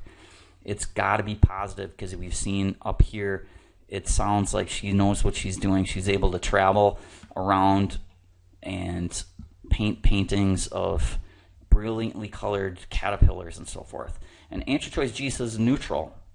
The only answer choice that's going to work using the good stinky rule here is answer choice H, which is positive, admiring. 32, using the good stinky rule, will be answer choice H.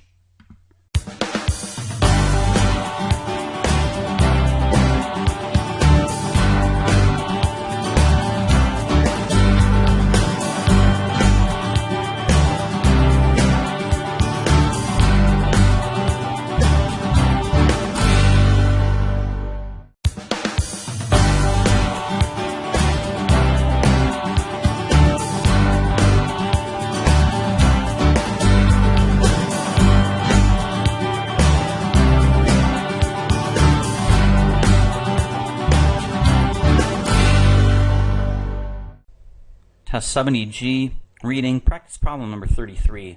Number 33 states, the author makes clear that her encounter with a collection of Marion's paintings was. Classic example of a mystery question. In mystery questions, the first thing you want to do is pick your key word. The key word here is collection. Then the second thing we'll do is we'll go ahead, finger scan, find the correct area. Let's go ahead and flip back up to the top of the page and start doing some finger scanning. Quick overview of finger scanning.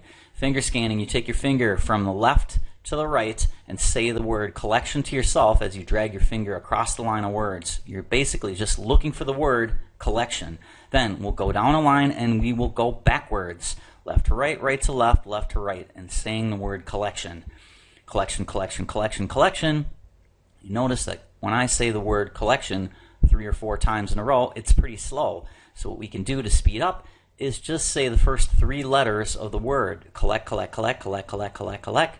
Finger scan, you'll notice that when we do that, we find the word collection right in line 1. Then we read the following area and see which one of the answer choice pops off the page. Remember, we're looking for an easy Scooby-Doo or an easy rewording. That means the hard part of a mystery question is locating the correct area. Technically, when you find the correct area, the answer should jump out at you, fall right into your lap. Here is what the line says. I once chanced on a collection of brilliantly colored paintings of South American insects. So it says here, chanced. What is another easy rewording for the word chanced? I chanced upon a collection of brilliantly colored paintings. When you come down to the answers, we go ahead and look, unplanned. You fall across unexpectedly. Chanced and unplanned are rewording of each other. So the correct answer here for 33 is going to be answer choice A. If you look at the rest of the answers and see why they're wrong, B says in a museum. Never says anything about in a museum. It just says that the person chanced across them or stumbled upon them.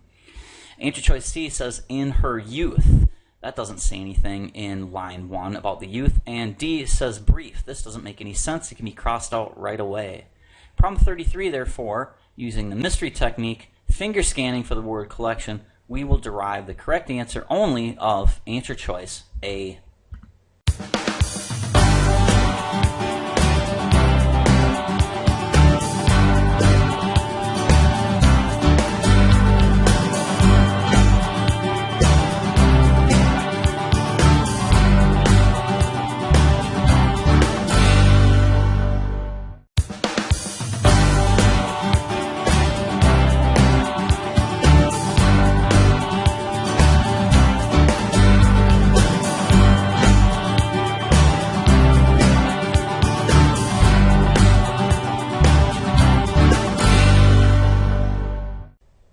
Test 70G, reading practice problem number 34. Practice problem number 34 states, the author characterizes the work of Pliny as an example of what kind of? This is a classic mystery question. Mystery questions, we can go ahead and locate the correct area by finger scanning. First thing we need to do before we finger scan is to figure out what we are going to finger scan for. Pick the key word. In this case, the word that jumps off the page that we need to find is the word Pliny. Let's go back to the top of the passage starting in paragraph 1 and do some finger scanning for the word Pliny. When we go back to the top of the passage, finger scanning looks like this. We start at the left top of the sentence, we drag our finger across the line of words and say the word that we're trying to finger scan for and find in the passage to ourselves, Pliny. Then we go down a line and we go backwards, forwards, backwards, forwards, backwards. Each time we pass our finger over the line of words, we say the magic key word to ourselves. Pliny, Pliny, Pliny, Pliny, Pliny, Pliny, Pliny, Pliny, Pliny, Pliny, Pliny, Pliny. When we do this, we locate the word Pliny on line 16. Let's go ahead and scroll down just a little bit. We found the word on line 16, and therefore, we can go ahead and read the surrounding area. Line 16 is in the middle of the sentence, so we go back to the beginning of the sentence here. The journey would have been remarkable in any country, but was especially so in the late 1600s, when the savants were still poking for answers to nature's riddles in the ruins of the classical world, quoting the author of Pliny, the natural philosopher who had confidently proposed that butterflies were born from dew. That sounds pretty dumb. Sounds like that author is still in the Middle Ages. Butterflies are born from dew. We go back to the question, problem number 34. The author characterizes the work of Pliny as sounding kind of dumb or kind of backwards or kind of a little bit outdated. People are quoting this guy as saying butterflies came from dew.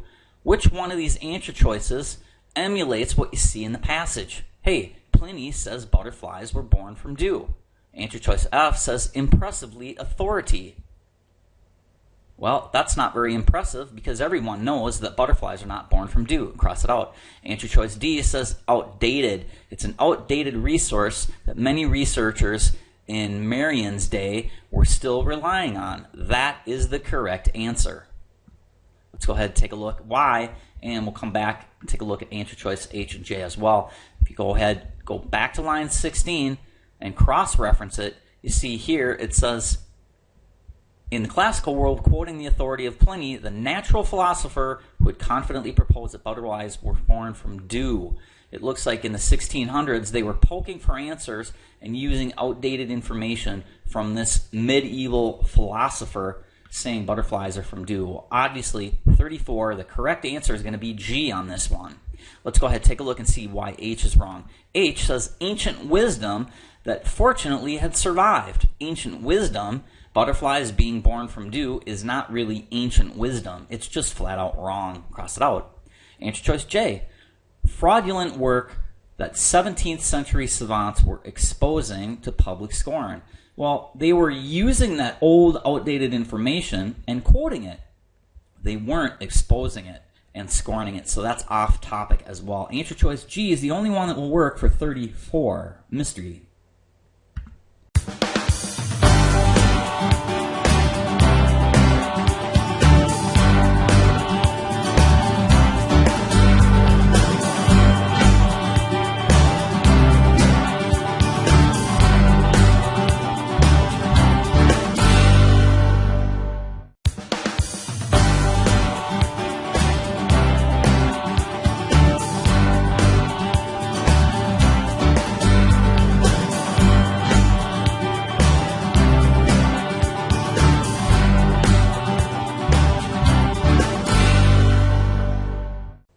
Test 70G, reading practice problem number 35. Number 35 states, it can be reasonably concluded that the quotation in the fourth paragraph, lines 35 through 48, are taken from where? First things first, let's jump on up to lines 35 through 48. When we go ahead and find the correct area, you notice that this is a whole paragraph. Here is line 35, and here is line 38. It's a whole paragraph. reminds me of genius mapping. Genius mapping says a whole paragraph, the big picture, will come from where? That's right. The big picture comes from the topic sentence. Here's what it says. If we are to believe her journal, Marion knew that the details of Metamorphosis perhaps more intimately than the savants. Sounds like this lady really knows what she's talking about. She is smarter than a savant. A savant is a very, very smart person to the point where they're almost kind of dumb. So, based upon that information, let's jump on in and see if we can answer the question. Well, problem 35, the correct answer, this quote comes from where? Our topic sentence. It comes right away. It says Marion's journal. How do we know that? Jump back up there. Look at that topic sentence one more time if you don't believe me. It's that easy, kids. It's believed in her journal. Right there.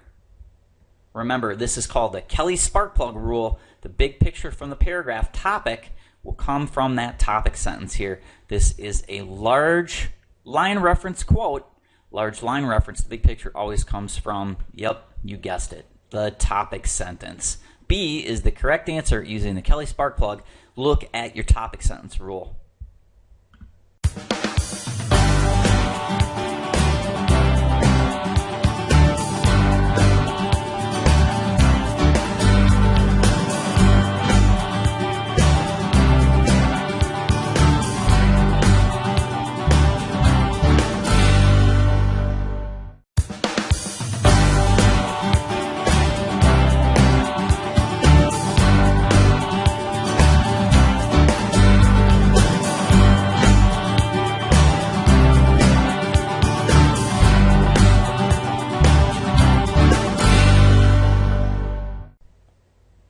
Test 70G, reading practice problem number 36. Number 36 states, based on the passage, what reaction, if any, did Voigt's peers have to his work with Altez Obstet? Notice that this word might be kind of hard to read, and notice how I just kind of breezed over it. I didn't even bother working on the pronunciation of this. We are trying to just simply answer the question, get the correct answer. You're not worrying about pronunciation of words that you've never seen before. This word sounds kind of like it's a Latin word. Either way you look at it, you could pick a keyword, then finger scan for it. In this case, I chose Altez. You might have said maybe you want to choose the word Voigt. Voigt or Altez. Then we'll go back up to the top of the passage starting in paragraph 1 and start finger scanning. Quick overview of finger scanning. Take your finger at the top and start at the left and drag it from left to right and say the word to yourself, Altez. Go down a line and then go backwards, Altez. Left to right, right to left, top to bottom, Altez, Altez, Altez, Altez, Altez, Altez, Altez, Altez. Keep going until the word is found within the passage. When you do this, you find the word Altez down here on line 54. If you would have chosen a different word, for example, the word Voigt, Voigt is the word right next to it, or the word right above. Either way you do this, the answer is found in this area right here. Let's go ahead and read and translate it into the answers. Here's what it says. That year, a German biologist, Carl Voigt, peered through a microscope at a developing midlife toad, Altez ob something or other. Voigt saw that the individual cells of the toad's notochord were being reabsorbed. Continue at the top. Make sure that you continue reading. If it's in the middle of the sentence, it's a little bit more work, but that's the trick here. If you don't continue reading and go up to the next part of the passage here, you might miss something. He put it in, he swallowed it, he swallowed up or sucked in, but he didn't think his observation was important, and they slipped into oblivion. So here's what they're saying. This guy saw a toad, and the toad cells in the notochord were dividing. Then he made note of that. He didn't really think it was that important. If he didn't think it was important, what do you think his friends thought? Well, they didn't think it was important either. Why do we know that? Because it said they slipped into oblivion. If he doesn't think it's important, his friends aren't going to think it's important, or his peers, and then they're going to just let this information slip away. And that's exactly what happened. Nobody really thought that this was really all that important. You see, if you didn't read the next part of that sentence, you would have missed the whole concept of this question. Let's go back down to the answer choices and see which one of those says the same thing as what we just saw here. There it is, answer choice F. They remained unaware of Voigt's findings. Why? Because it slipped into oblivion because Voigt didn't think it was important. They were unaware of his findings because when he didn't think it was important, he didn't really tell anybody, as Voigt hadn't thought them worth sharing. See how that says the same thing as the correct answer seen in the passage. 36 is F. Let's go ahead and take a look at the other answer choices and see why they're wrong. Answer choice G says they applauded Voigt. Well, we already know that wasn't true because Voigt didn't think it was important, so he didn't bother to tell anyone. G is out. Answer choice A says they labeled Voigt's approach as ineffective. They never labeled anything because they didn't even know, because Voigt didn't think it was important. Go ahead, cross that one out as well. And J says they encouraged Voigt. They didn't encourage Voigt anything because nobody knew. Why? Because Voigt didn't tell anyone because he didn't think it was important. The whole concept here is this. I call this, kids, the path of least resistance. The path of least resistance says this. Most people will do the least amount of work to get the correct answer. Here, we found the correct area, but we stop halfway through the sentence. If that happens, you have to go all the way up to the next paragraph, the next column, and continue the sentence all the way up, up, up, up, up. If you don't, you won't get the correct answer because you missed the most important part here. Remember, ACT knows kids in general are lazy and don't do as much work as they need to. So always read from the beginning of a sentence to the end of the sentence to get the correct answer. Either way you look at it, the correct answer for practice problem number 36 is going to be answer choice F.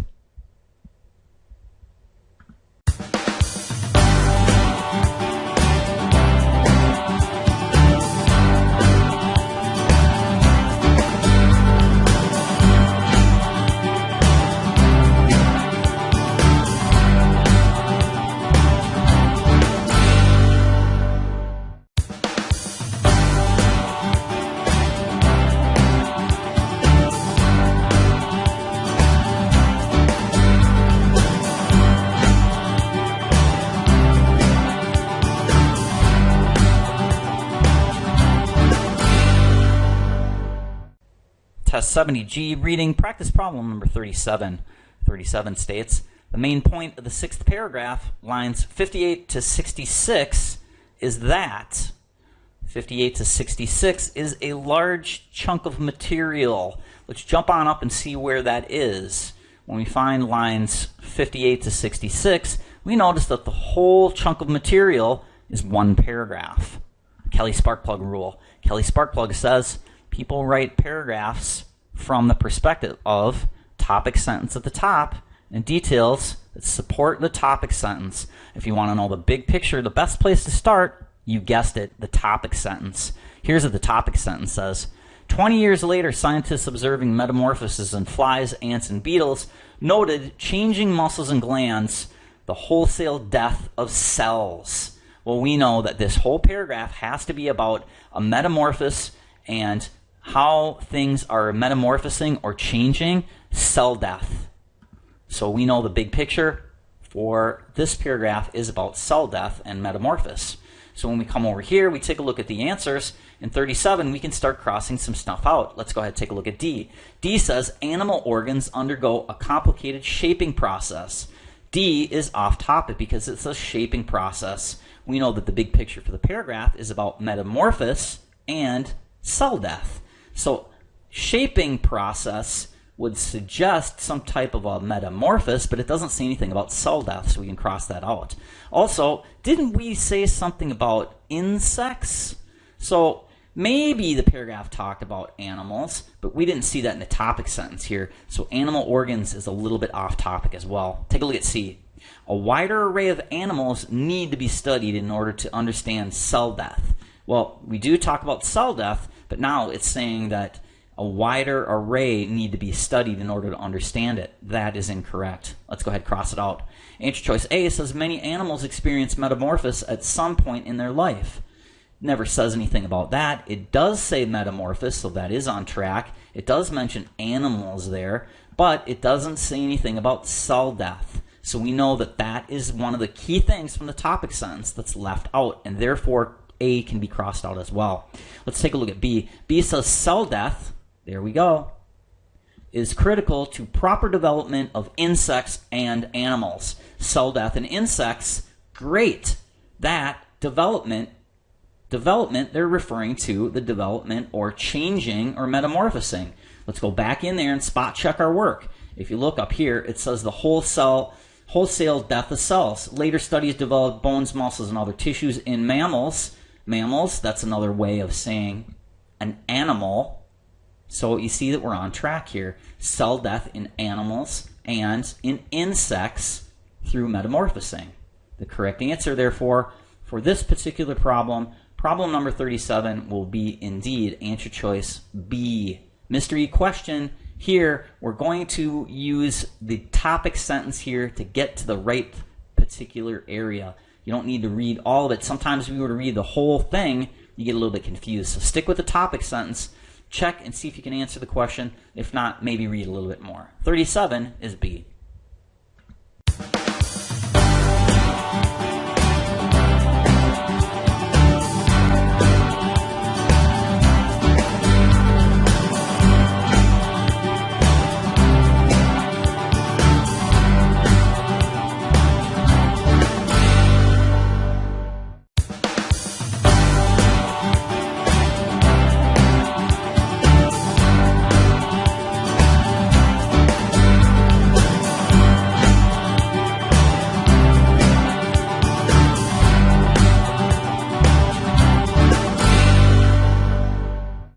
Test 70G, reading practice problem number 38. Number 38 states, which of the following claims does the author make about the rank of caterpillars in the medieval bestiaries? First things first, it's a mystery question. We have to pick our keyword. Our keyword could either be caterpillars, medieval, or bestiaries. Let's go ahead and take a look at caterpillars. It's the first one there. We're going to go ahead finger scan for the word caterpillars. When we find the correct area, we will go ahead and read and analyze it and translate that area into the correct answer. Here's what we do. Finger scan. We want to find caterpillars. We come up to the paragraph number 1. You start with line 1 at the left. You draw your finger from the left to the right and say the word caterpillars. Caterpillars. Then you go down a line and go backwards. Caterpillars. Left to right, right to left to right, right to left. Caterpillars, caterpillars, caterpillars, caterpillars. When you do this and you come across the word caterpillars, you'll see that the word will pop off the page. In this particular case, we'll find the word caterpillars on line 19.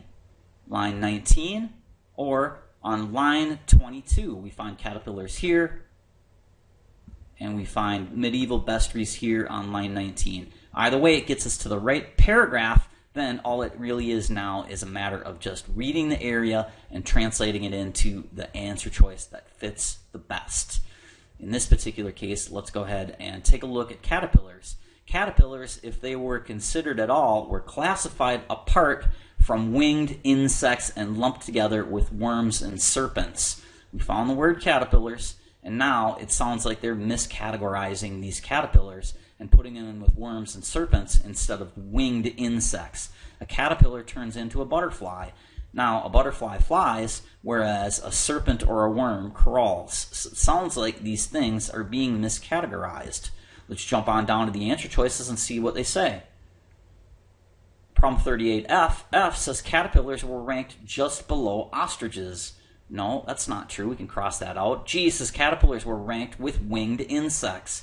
Here it says we're not linked with winged insects. They were linked with who? They were linked with worms and serpents. That comes from the line we've seen in line 22. The correct answer, therefore, in 38 is going to be answer choice H.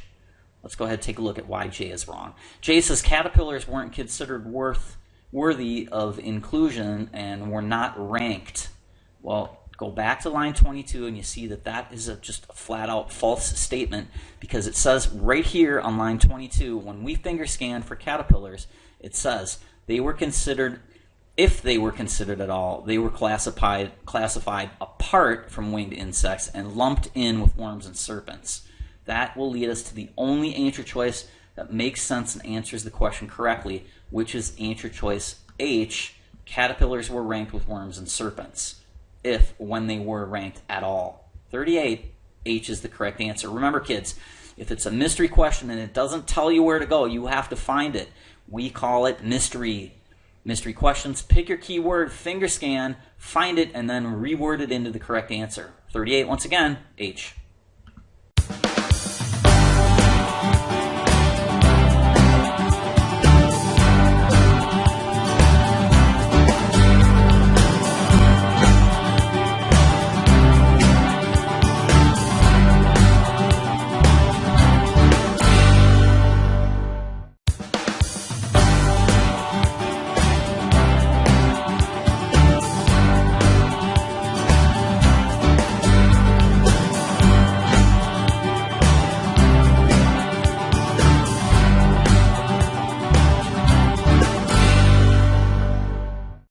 Test 70G, reading practice problem number 39. 39 is a line reference question. It's asking us to translate what it says in the passage into one of the answer choices below. Here's what it says.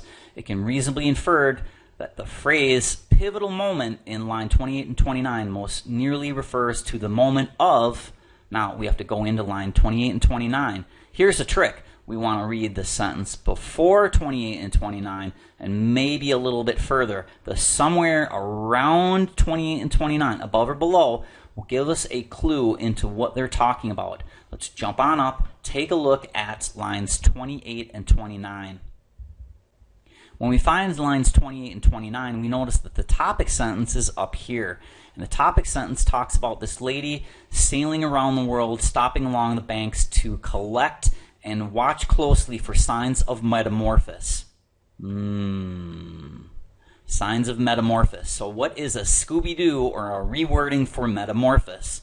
Metamorphosis, and then she is going to paint them in the stage of metamorphosis, which is considered to be a pivotal moment. See that? Topic sentence, and then we read a little bit in the surrounding area. So what is another way of saying in the state of metamorphosis? Well, metamorphosis means right at the moment when they're changing. Changing, what's a Scooby-Doo for change? Change, flat out falls in your lap. A, transforming, changing, metamorphosis. Pivotal moment is right when they transform. That sounds positive in the answers up here. If you come back up here, it says collect them and watching them closely for signs of metamorphosis and painting them at their pivotal moment. It sounds like it's positive, so you know that the answer somehow has to be somewhat positive. Transforming, that sounds neutral to positive. B says extinction, that's negative, that can be out. C says birth, which is off topic, and D says observation, which doesn't make any sense. 39, the correct answer is A, using the line reference technique. Remember, line reference techniques, you can do two things. Read the line above 28 or read the line below 29, or go back and look at that topic sentence, because the topic sentence will be the big picture for the whole particular paragraph. 39 is A.